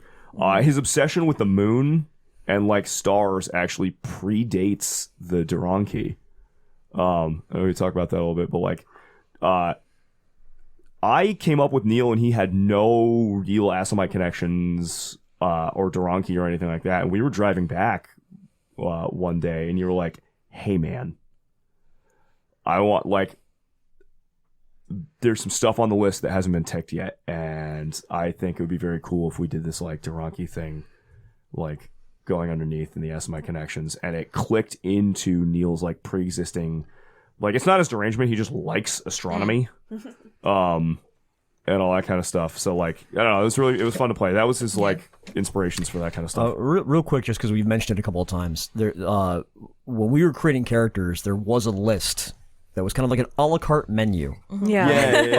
That Lex put in front of us as a storyteller and said, "Hey guys, these are, I want you to create your own characters, but throughout that process, I want you guys to make sure that all of the items on this list are checked amongst you. Yeah. So share the load and incorporate these ideas and concepts." And they were very vague and they were very loose. They didn't really spoil anything. No. They were just kind of like, okay, so here's an interesting thing I can incorporate into this character. And we kind of worked as a team to make sure that we had an even spread. Everything was covered. I think that was a great little addition to character creation. Yeah, but that's when we keep mentioning the list, that's what we're talking about. Yeah. As far as vampire media and whatever, my favorite vampire story straight up is Let the Right One In.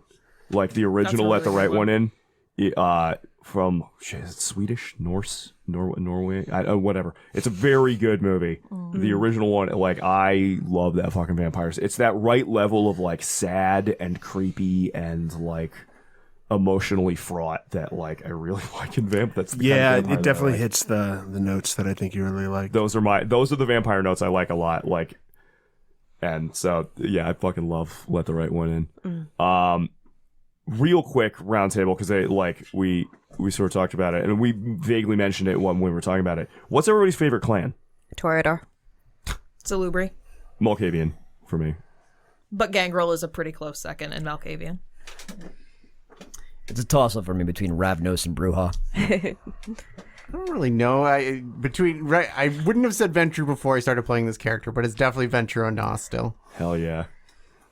What about you, Lex? I am forever split between three. I think You're lying. Okay.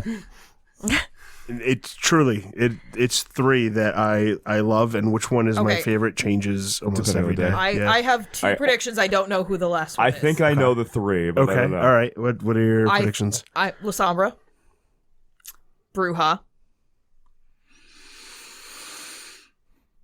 Do you want me to give the guess? We're all gonna guess. We're all gonna guess before he all says. I'm gonna say Asimite. What do you think, man? I think it's Lasombra, Asimite, and Toreador. Lasombra, Asimite, Bruja. That's my guess. I'm the same with Erika. Yeah, all right, big same. I feel very solid about Lasombra. Bruja, Toreador. Lasombra, Bruja, Ventrue. Probably not, but I'm doing different anyways. Erika was right. Yeah. That's my three. Hell yeah. Which ones was it? It is Lasombra, Asimite, and Bruja. Yep. Okay. Yep. And those are kind of the three clans that I tend to, resonate with. You know, like those are... that said, I super love Toreador. Yeah. I love that clan so much. I'm very picky about it. Forth between Asimite and Toreador. Well, yeah, because It's funny. So I think Toreador I don't like stand out to me more, and I get mad about it. So I get that. I have opinions on this. But like, Toreador version of the fish mold. but when I like, Oh, God, but when it's a fucking fish Toreador that I really like, I'm like, all right, that's a great Yeah. concept right there. I love playing. So part of why I love Toreador so much is, to me, they give this like really unique opportunity to work with like art and beauty and humanity in a way that like you can really explore what those concepts mean to a character and like put a focus on like their perception of those ideals and like what they mean on a personal level and how they explore that. And that makes me just not take an interest in posers. I'm sorry. I don't like... Poser Toreador can be like the coolest NPCs, and I've seen them be cool NPCs as well. Like, I don't want to knock anything off the options, but I love like actual artists Toreador who like really like thoughtfully navigate the world. That's the thing that I love about them, is like that like the glue of the Camarilla and that concept of like how they help others see themselves and how they see themselves in others. And I tend to see Toreador as like the quintessential vampire, right? And so like the main three movies that come to mind for like vampire has some version of a Toreador in it, right? So and it's funny because these are very different movies. So like The Lost Boys has Star, who in my mind is like such a Toreador character. Absolutely. Who is super, super interesting. Or like Interview with the Vampire Lestat is like the Toreador to me.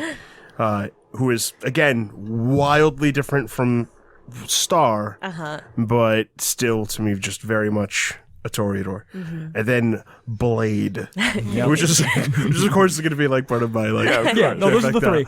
But like Deacon and the bad guy, right? Deacon has this like right hand, and her whole thing is she is just snide and like says cruel things and is just this super deadly combatant. And is just this very dangerous character. And to me, she always had like this white fur going on and like tons of eyeliner. And when I think of a Toreador anti-tribu, that is what I see so much that I used her description in the New York scene when Johnny ran into a member of the Sabbat. Candy? Is that who she was based on? That's who she was based That on. makes so much sense. Yep, that tracks. So that is how, like, my weird love for Toreador, and also Byzantium is, to me, a story about two wildly different Toreador. Because the mother and daughter are very interesting and artistic in their own ways, but are just super at odds with each other because they're just very different people. So I do also like Toreador. Lex, what's your proudest moment as a storyteller over the course of the podcast? Pick your favorite child. Oh, that's brutal. What's your favorite Neil moment? No. What's your favorite moment? Why is it with Neil? No, it's a really good question that somebody sent in. It was like, what is your proudest moment? It was so good. I'm gonna look it up. I can't remember. So most of my like really proud moments are when I get the reaction from you guys that I'm really looking for, and when you guys go way overboard, like when it's more of what I wanted than I was even like hoping that I might get. Yes. And so like it's very hard to narrow it down, but for example, I wanted you guys to be intimidated by the Sabbat, want to fight the Sabbat, but I also wanted you guys like, man, those guys are fucking cool. And in the scene at the Dunkin' Donuts, when Fucking love Dunkin' Donuts. Johnny's fucking black hand sire presses his palm to the window and all of that, and I remember the characters that were there were like, one PC is firmly like, I think we should run, but I'm down for whatever.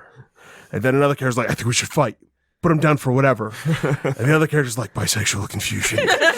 And like, Yes. My and sire. that felt great.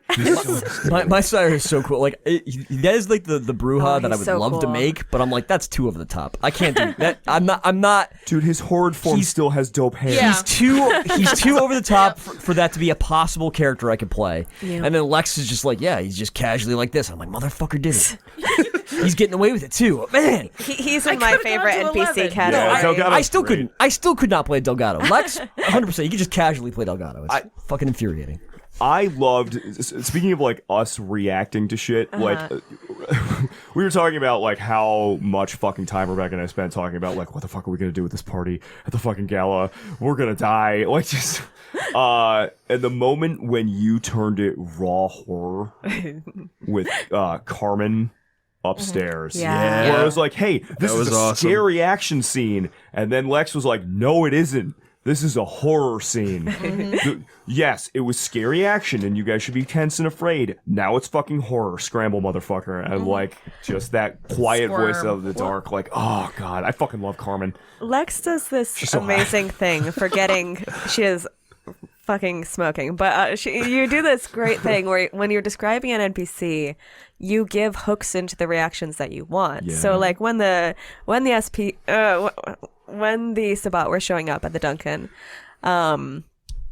and you just I remember you describing like little things like the flip of Delgado's hair, the spurs, and like Carmen's lip liner, and like Yep. Yeah. you give these like little details that like really sell so many things at once. Like you usually get to like the danger of it, you usually get to the sexiness of it. Like you hit that really well, man. I don't Yeah, it's really fucking good, man. you say that like that's a moment that you're proud of, but you should be like You should be more proud. Yeah. Before we all go off all on the rails, are there any other storyteller moments that you Yeah. really yeah. are really proud of that you want to highlight? Oh man. So one of them actually didn't happen on screen, and it was very early on. Didn't actually happen in a recording.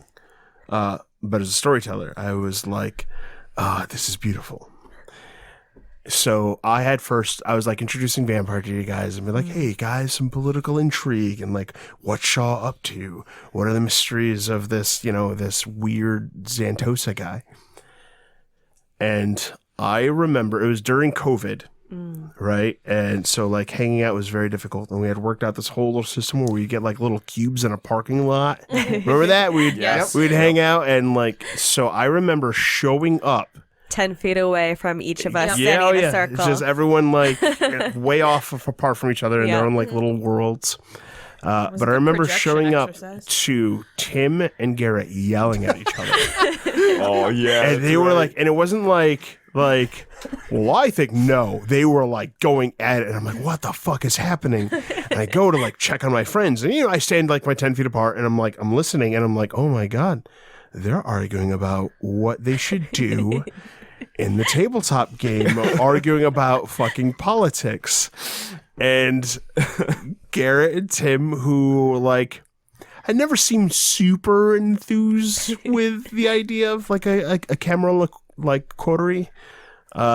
The two of them were just all in, and the thing was like I was like a half hour late, and I knew that like no, these guys had been. This was the half hour. They're a half hour deep.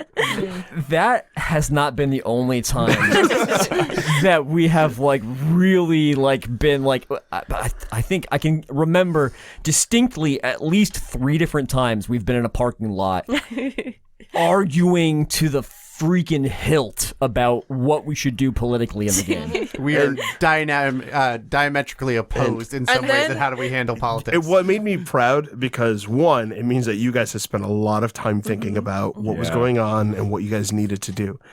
And I also really liked that the argument was never like, well, I'm going to take care of this. No, it was always like, hey guys, we as a coterie are going to need each other in order for any of this to work. Yeah. What are we going to do?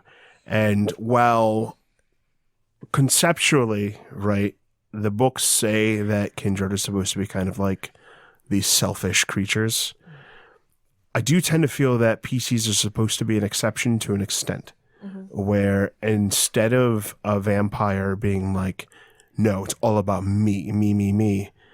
The coterie is supposed to be like, hey, it's us against the world. Everyone we interact with has an agenda. Everyone we interact with wants to use us for something. We are the only people that we can count on each other for to have a human experience. Yeah. And I loved the idea as even as you guys like started to descend and lose humanity and start making darker and darker choices, you guys are always like, no matter what happens, it's still us against the world. And that theme kind of carrying through is something I'm very, very proud of. And I love any scene that reflects with that.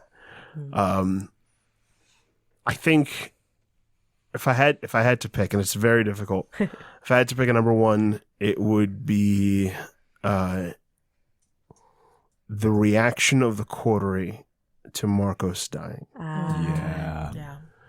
I feel like in a very interesting way, each of the characters kind of really shined. And I had no NPCs in that scene. No. Everything that had happened in that scene on my end already happened before the scene started. So it was literally me just creating an environment and being like, hey guys, react. And that felt really cool to kind of try to storytell a scene in that way. And I feel like it really worked out. I mean, to your point, to be as objective and clinical about this as possible, Marcos was just a 1 point retainer on your sheet or something like that. Just a 1 point retainer. No, How dare you? But that's exactly How it, though. dare? but that's my point though, right? Literally, it's if you look at a character sheet for any tabletop, what's the most important thing on there? You're not gonna say, oh, this however many point little background that you've got. But holy shit, I think we're all still traumatized from the fact that the Tremere had the audacity to freaking kill Marcos. That's insane. Yeah, if we weren't going to kill Reese before, we're absolutely going to end him And that's, in every plane of existence. I'm still not entirely sure if it was him. Well, it doesn't matter. I think that's a really great takeaway too. I forget who was pointing that out in the scene, but I remember we highlighted that of I think I remember I was saying you're the most powerful Ventrue in the city, and it's very clear that this could be a very good political move to pin this on Reese. I'm also it's not very easy. entirely unconvinced that it wasn't Zofield. Zoviel is doing some shit. Yeah. There's a bunch of questions there still, right? Right. Hey, who is he drinking whiskey with? There's some fucking... It was I me. think He was drinking whiskey with me. I think he poured it and left it for Yeah. For Is Miles that to what it come was? back to. Yeah. That was interesting. That was not That's the what impression I- I yeah, got. that I was thought the- there was my another- interpretation I of thought that, there too. was another person in the room. We do this all the time. We do this all the time. well, and Lex I just thought sits this there with happened. that fucking smug-ass smile on his face that he's got right now. As we all fucking... You had no NPCs in that scene, and you had laid such good groundwork that Yeah. we reacted so viscerally and hurt by the loss of something that most games would see as an inconsequential part of the character sheet, right? Yeah, it was very fucking cool. So sort of talking about that, right? One of the other questions we got was hey, what are, we were talking about favorite story moments, character moments and stuff, but moving it into moving in the room, what are some favorite, and this is not just for Lex, this is for everybody to jump in. What are some favorite player moments for each other? Well, it's the Ventrue. I would like to talk about my moments. Sure. No, I'm kidding. No, well, so legitimately, piggybacking off of that, your reaction to Marcos' death and Miles, that's the first time we actually see Miles unbuttoned a little bit. Even when he's fighting the werewolf, even when you guys were fighting the werewolf, even when you were dealing with the Shaw shit, Miles was always buttoned up to a certain degree and was in control of himself. So just seeing Miles and your reactions to all of that, and Miles just coming out in a fucking bathrobe and just being I don't know, and walking off and being that not okay in front of everybody was a very cool choice to show that level of vulnerability. I thought it was a fucking very cool moment, Tim. Thank you. I actually really enjoyed the sacrifice of the bull scene. Yeah. That would do us, yeah. Out of I don't know why it particularly hit me. Maybe it was just a juxtaposition to a lot of the rest of the game they were going, but it was definitely more of the weird, magical, supernatural that we hadn't touched upon. And it was a really rather just kind of a cool scene in general that, I don't know, maybe also hit on the Werewolf the Apocalypse roots that me and Lex shared. And just the way that you leaned into the weird blood ritual thing that I would have been like, yeah, well, we just performed some magic and we got this shit done. Yeah, thanks. I'd like, no, legitimately, one of the things I was going for a lot of like the Duranki blood sorcery is like, yo, it's blood sorcery. Like, we're gonna do some horrible shit. Like, this shit's awful. Yeah. Like, thank you. I know my moments actually pretty immediately for once I have this question. Wynn, my favorite moment with Wynn is the introduction scene in the bathroom between her and Britta, where Wynn just pulls Britta aside and says what we are and how being a monster is like a choice is really defining to who Wynn is and how much of a like mama bear she is and like how she navigates this world. For Miles, my favorite moment is Arabella's seduction. Yes. My favorite moment is Arabella's seduction because Which one?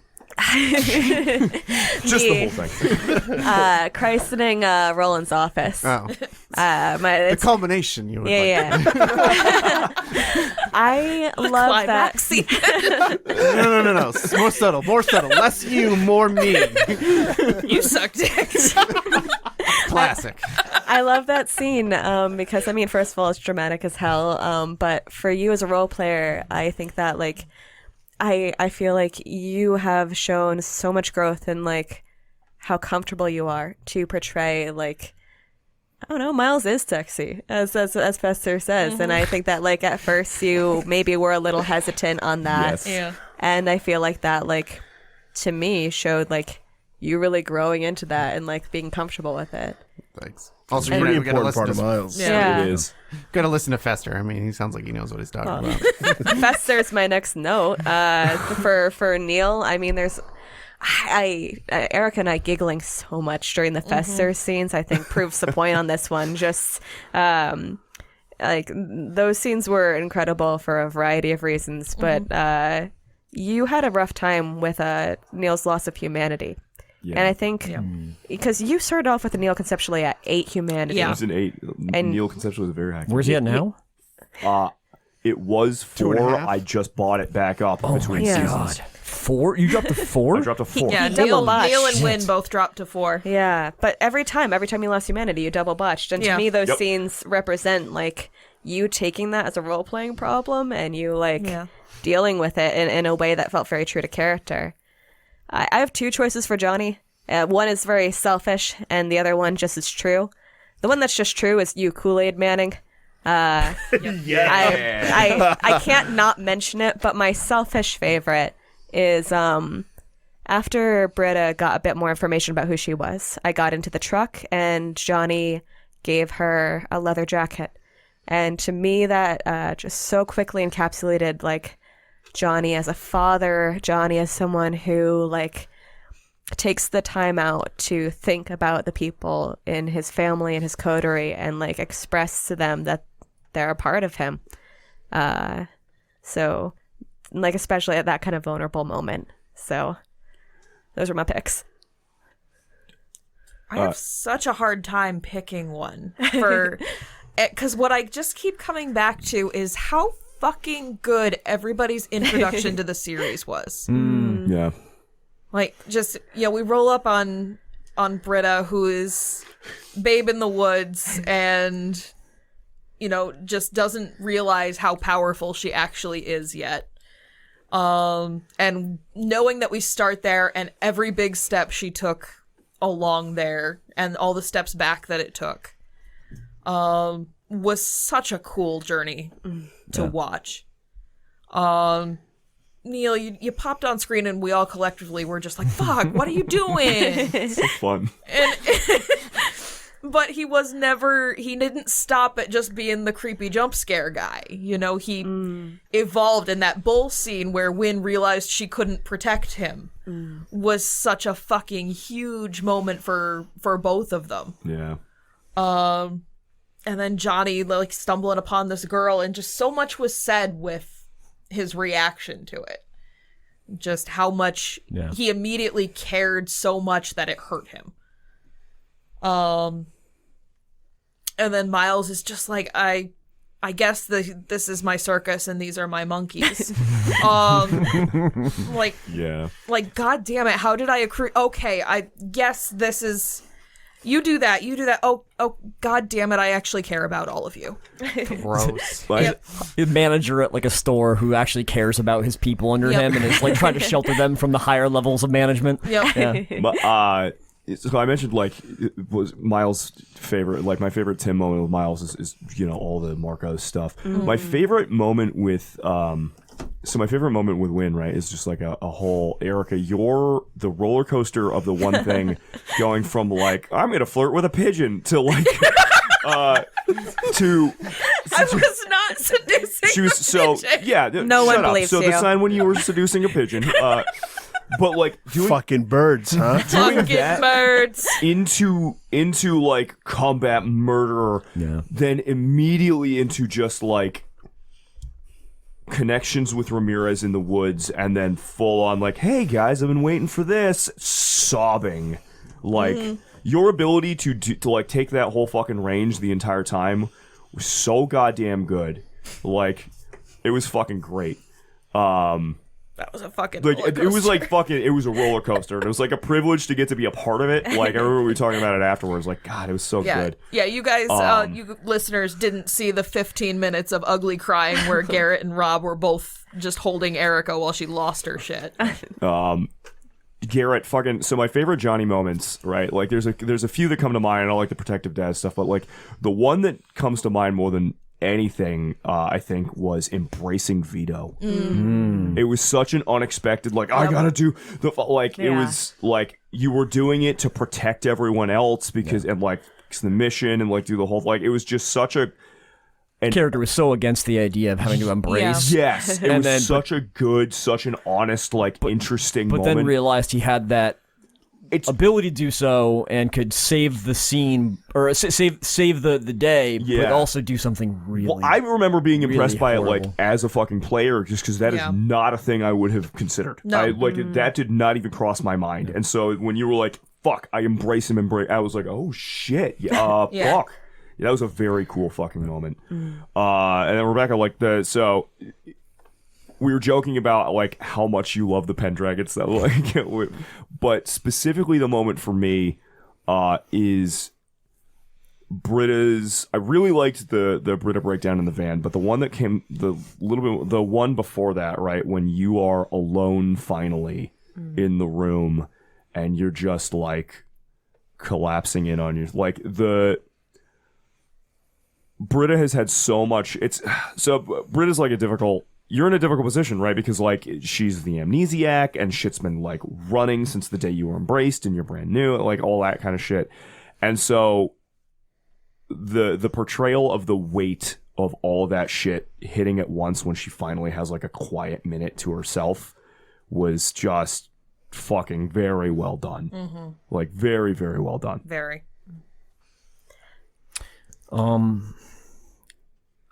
So I think, oh man, there's just a lot. Probably my favorite moment with Miles was when we lured the Sabat, or not a Sabat, when we lured the Setites to that garage, and one of them was still alive, and he gets to draw his katana and put your arm out. He goes, "That stays with me. That's mine. Yep. You go back and tell your masters." It was such oh man, that's Clan of Kings. But you laid a hand what's on me. what's some stones and like some freaking just There's such high level gravitas. arrogance of just like, I'm gonna use my katana to take your arm. That's mine. Get out of it. Like real. Well, oh man, it's a good moment. I thought that Gave was me vibes of Griffith Oh Yeah. Berserk, you know what I mean? They're good guy who's dipping his toe into villain vibes, Yeah. right? Where you're like, oh, Like, damn, wait a second, there's he could go dark. yeah. Fuck yeah. Gosh, there's so many good moments. I had like Britta. I kind of loved the fact that there was that time when you found out about the crescent on your hand, and she came to Johnny like she had to tell him that she fucked up, and like we had that good scene on the balcony, which was just like and that was kind of like nice too, because it you know, in a weird way it felt good that your character was reinforcing my own character in the group, and that you were kind of like you were like kind of like yes-anding what I put down about the character of being this kind of like weird grumpy dad of the coterie, and that, you know, yeah, I don't know, that just it just felt so cool of just like seeing, I don't know. No, I'm really glad to hear that. Yeah, Play it in that way. You know, I think I like a lot of those moments, because even with Neil, you know, some of the weird Neil Johnny moments that we've gotten. Yeah. You know, after in Boston when we got jumped, and in the Haven, and Johnny managed to kind of like save everybody, but Very cool moment. had to kill a bunch of people for it. Like, I think Neil kind of like went out of his way to check in with him and be like, "You're okay." And Johnny and Neil don't really get together, get along very well, because We're very different people. yeah, and I mean, I love role playing with Rob, but it sucks that I don't get to be as buddy with his character as I'd like to be. But I think it's important that Johnny, you know, he puts Neil over by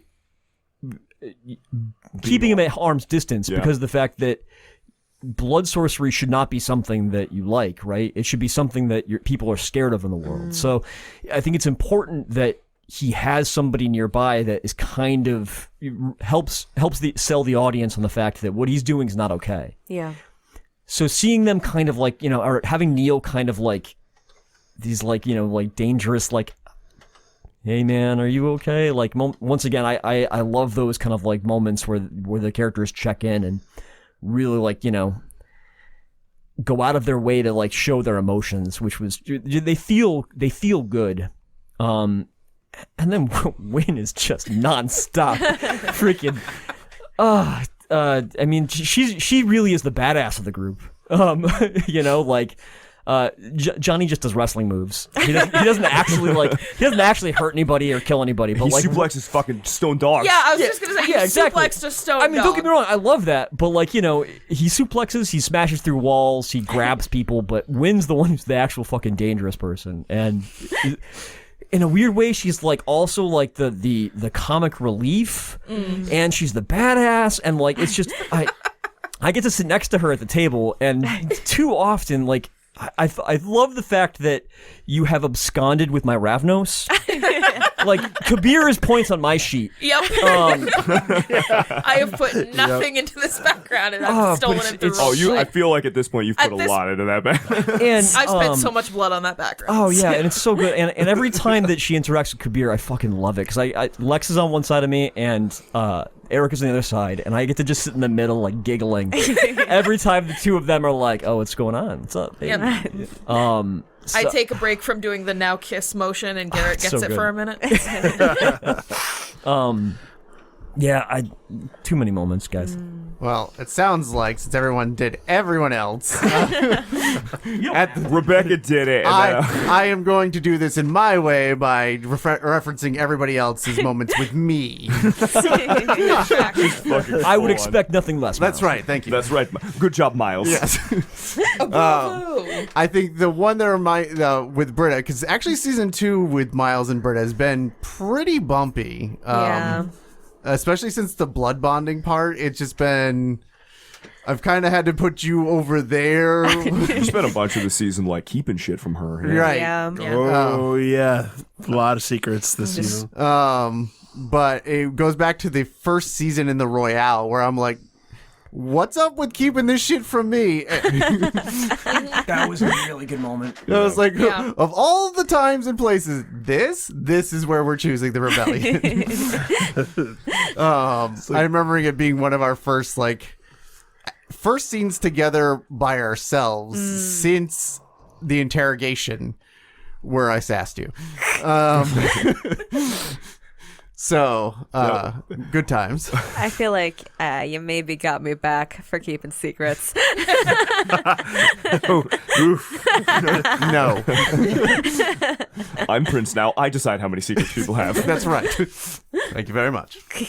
Wynn, I think our best is the fact that we have just the driest dialogue with each other, just dry sarcasm, just back and forth, just like, you're like, I'm poking you. I'm like, why are you doing this? You're like, I just can't help You have a myself." fucking tendency to smack everyone else who pokes you, and then Wynn pokes you, and you're like, oh, God damn it! All right, Are you Why? still here? Why are you doing the thing? I don't know, good. man. And part of it is a lot of times is you're just like, I'm being aggressive, and I'm like, why? And you're like, I don't, cause I need to be, and I'm like, fine. It's like, I have no idea, but it's here. Because I have a reptile brain and I'm not gonna fuck you, so I have to fight you. And I'm not gonna eat you. right. yeah, that's friendship. That's Thank you. I appreciate the selection Yeah, you've made. I will leave food out for you. That's And now- fucking teamwork. And now we can speak Fisher Cat and tell Yeah. each other to fuck off. It's gonna be great. I like, by the way, that in that fucking scene, I don't know if it made it to air, but you guys are like, "Hey, can we understand each other through animal speak without doing stuff?" And Lex was like, "No," and then that did not register, and you guys are like, "No, we're doing it though." Yeah, there's animal sounds at each other.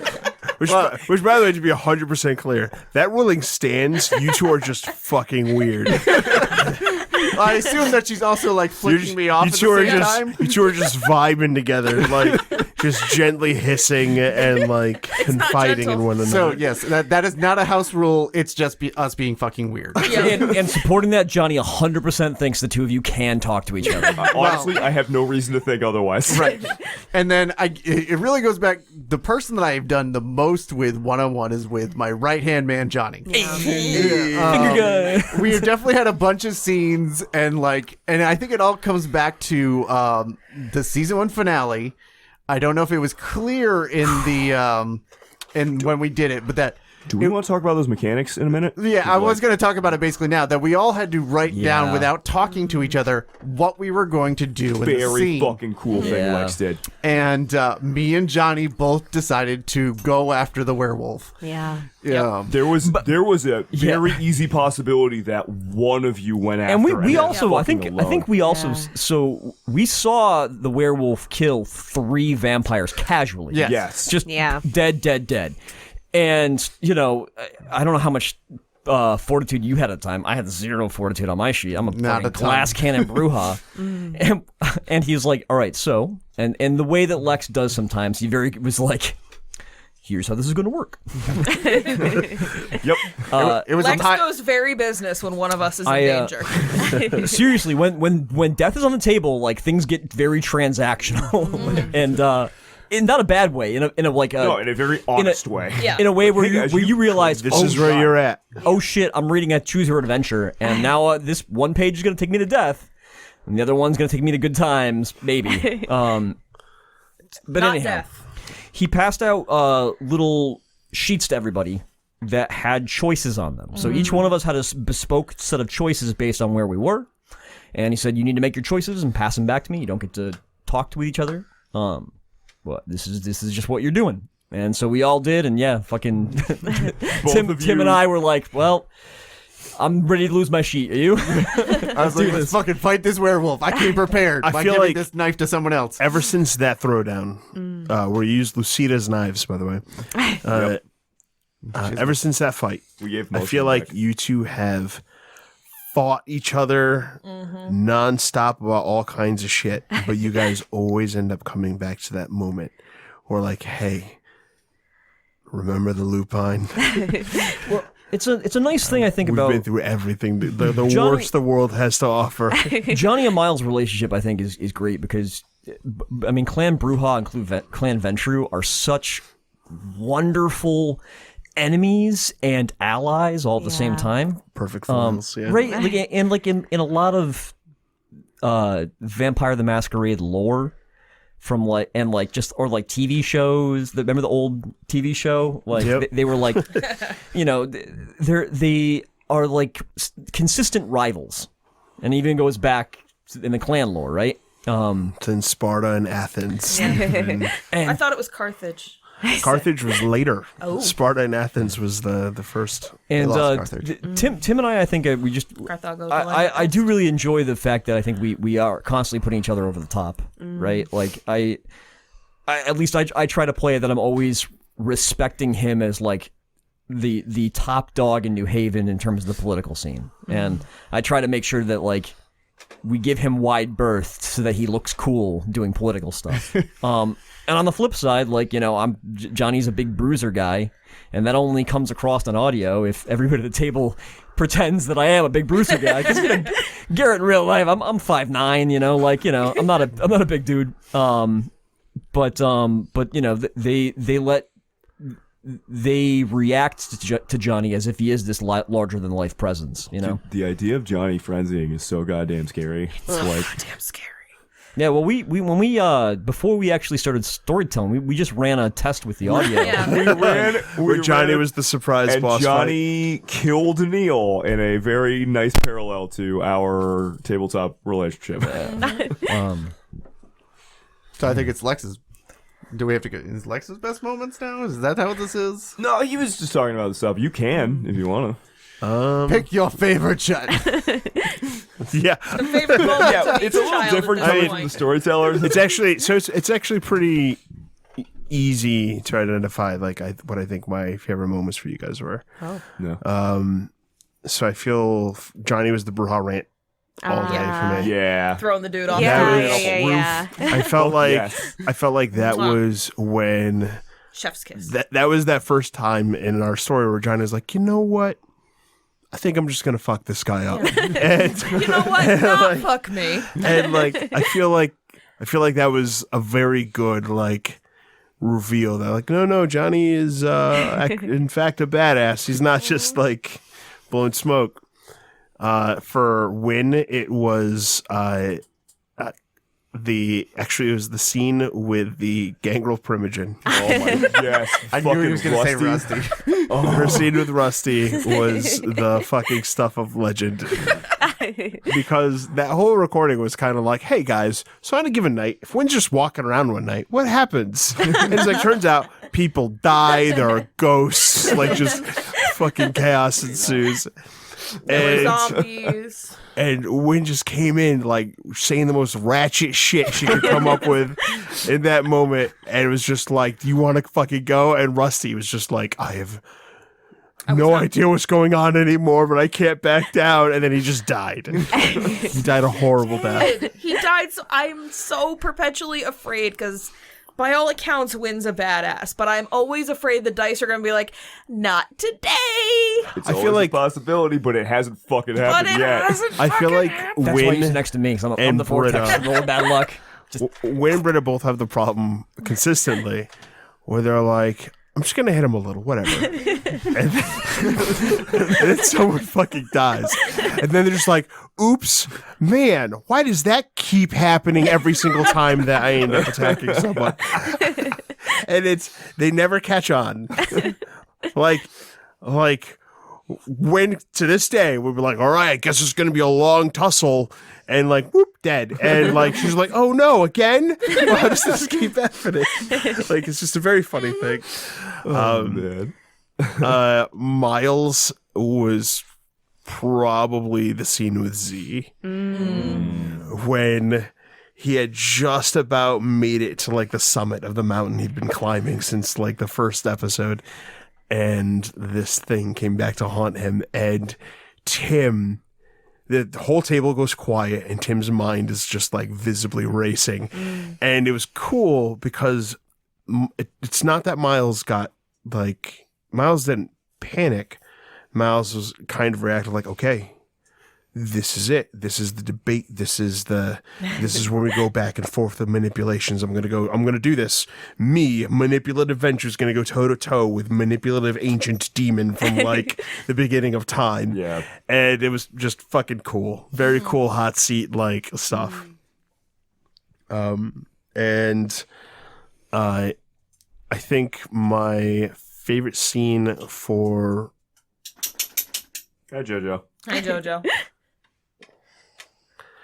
I think it's very tough for Britta because she has like some wildly different scenes that have gone down for her. But I think the scene that made me confident in Britta as a concept and made me feel good about like what was coming together for her was pretty early. It was her confrontation with Shaw during the first season when he kind of like went at her, and Shaw was a pretty fucking dangerous dude.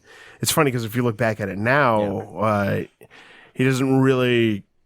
He's not on your level at this point. The scale has grown. Yeah, but at the time he was the big fish, Fucking big scale. and you know how to deal with him. and he had Britta cornered, and he had presented to her this terrible fate, and it was kind of like this really cool moment where Britta was like, "Don't get me wrong, I recognize that I am an underdog in this, but I intend to fight."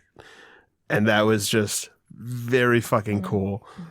So I very much enjoyed that, and I felt like that set the tone for Britta in a big way. Yeah.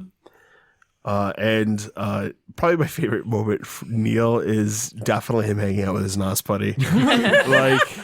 Because all right, hear me out, right? Defend it, man. Yeah, I was gonna say you've got me sold. Because so Fester is this guy that's kind of struggling with on life.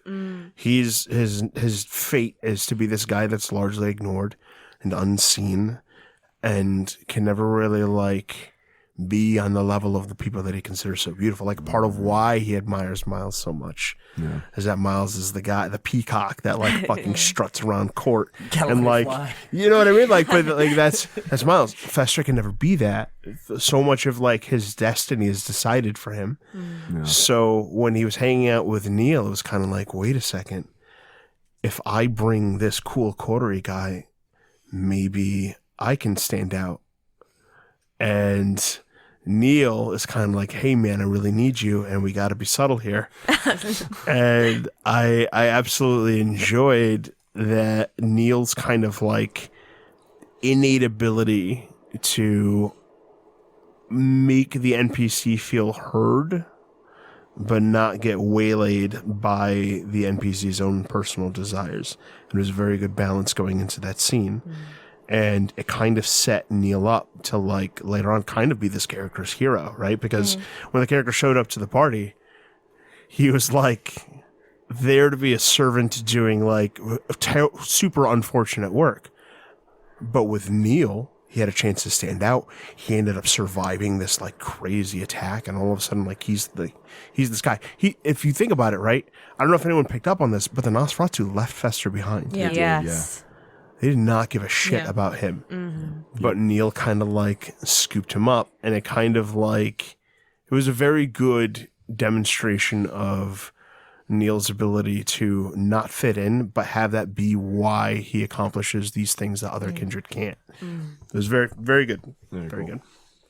One of the questions, we've been talking about our characters and sort of thing. One of the questions that came in from actually the guys over the Fourth Leg podcast, who Lex was on for a little bit, wanted to know how much our characters match up with ourselves in real life.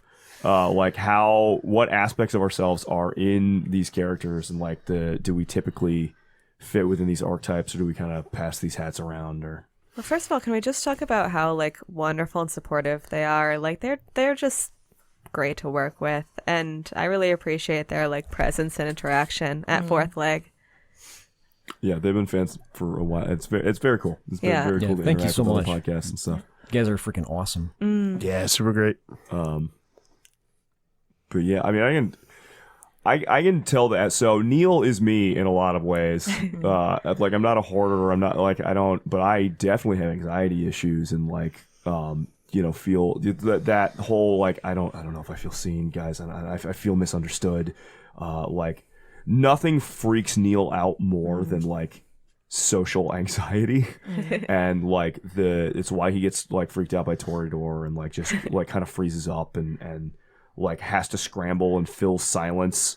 All that shit is straight out of me. Like that is me 100%. Like obviously I think every character has like a little aspect of yourself in it somewhere. But that's the part of Neil that's kind of me. I'm not actually into astronomy or the occult or any of that kind of shit, but like Not that he's telling us. not that I'm telling you guys. I think for me, for Britta, the biggest difference between the two of us is how Britta really has like such a drive to survive in a way where like I'm much more defiant as a person than Britta, but Britta will like meld and adapt and she'll do what she has to do versus that sense of defiance. And I think the thing that's closest to me about Britta is the empathy that she pours into like trying to understand people, trying to convey things to people, trying to socially navigate and really that like longing for understanding going both ways. I mean, Miles is just a mild understatement of myself. I mean, my glory is unbound. Miles is just a humble Tim. Straight up. We got a fucking weird energy today. Less successful, less cool. What's up, Tim? I see you. Yeah, thank you. Thank you. He just has more money. That's it. That's really what it is. I don't know. Characters like that, kind of stuff like that, is always weird for me because I'm always portraying parts of my personality. It's just which ones I'm dialing up or not. For sure. That's Yeah. a good way For to- me, especially, is like I'm not usually ever playing something that isn't me, but sometimes I'm tapping into things that are me in a different way. That's a decent way to put that. Yeah, like you dial some stuff up a lot, you dial some stuff back, and then you got a different person going. Like, Right. Yeah, for sure. Yeah. Wynn is Erika's not much of a murder hobo. Not much. That is a worrying qualifier. Just on the weekends. The unifying thing, the big overlap in the Venn diagram between Wynn and Erika is It's a circle. it is in fact not a circle. I've never of killed a pancakes. man after accusing him of sucking dicks. That was like So many suspicious. caveats on that. With how like specific we were. Very I've never killed a man. Hold on, guys. I got to add a few things to. So you get way too specific, and everyone's like, "Okay, what? Like, hey, would anyone like some not human meat? What, dude? Why did you put that qualifier there? You didn't need to do that." Because it's true. The big overlap is that Wynn and Erika are both at their core caregivers. Yeah. That is interestingly enough not one of Wynn's nature demeanor combos, but that is Definitely a mama bear, though. she's Yeah. definitely a mama bear. I think if anything, there is a lot of overlap between Wynn and Erika in the sense that neither of us have ever really felt like we are part of a social group. I was diagnosed with autism when I was 11, and in the late dark ages of special education, there was still that sense of you're not really one of us. So I kind of grew up with the idea that like, okay, I'm Ariel, the Little Mermaid, wanting to be part of the human world, and I'm never going to get there. And so Wynn is kind of, whereas Erika has tried to fight with that a little bit, Wynn has just been like, all right, fuck y'all. And is kind of like eager, like, why are you guys playing into the bullshit? So if anything, Wynn's like a happier version of Erika, in some weird context. She has no idea why people are interested in her. Yeah, I guess she's like Erika in all the saddest ways. This got pretty sad. Yeah, man. I'm It's an honest spiraling answer. into some deep Erika, shit Oh here. yeah. Yeah. Well, we fucking love you. Yeah, I fucking love you guys. To follow up on that, And Garrett. Kabir fucking loves Wynn. And Kabir fucking loves Wynn, and she fucking loves him, and neither of them know how to shower. And Who knows how? That man reeks of Wolf Panther. yeah, no, that's That's not how you do it.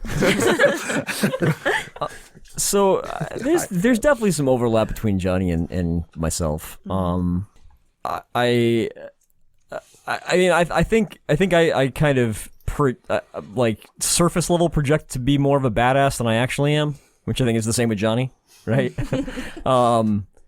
You know, because I think at Johnny's core he's a cream puff. I think it's probably the same with me. I mean, Johnny's a wife guy. yeah. But you know, like I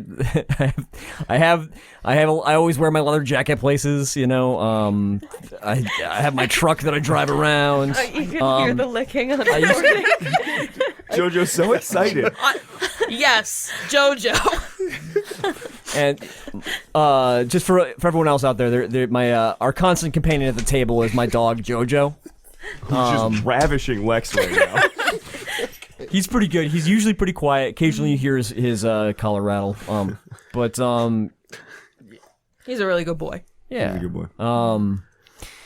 You know, I guess you know the thing about if I had to like kind of, I think Tim put it the best is like you amp up certain parts of yourself Yeah. for characters, right? I think all my characters usually kind of fall into the spectrum of like somewhere in the Venn diagram of like fighter, thief, and paladin. Like somewhere in those three classes you find a character, and usually I'll kind of like lean to one side or the other, and I might take some part of my personality and warp that a little bit and amp it up. Yep.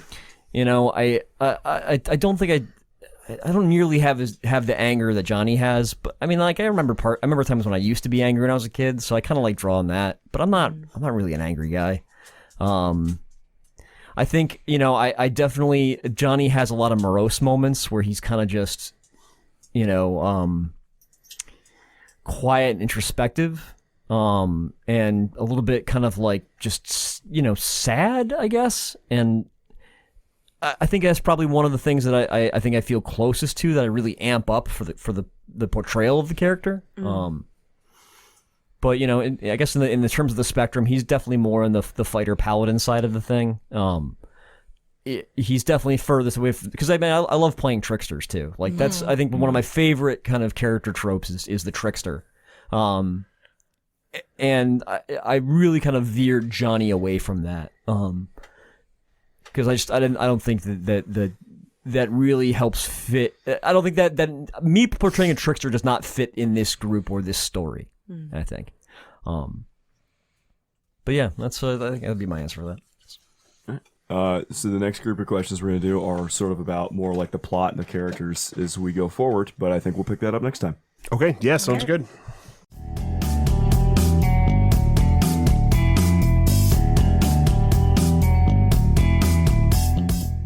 If you would like to support the Path of Night podcast and the crew in our projects, we currently accept contributions to coffee.com/pathofnight. And thank you for listening.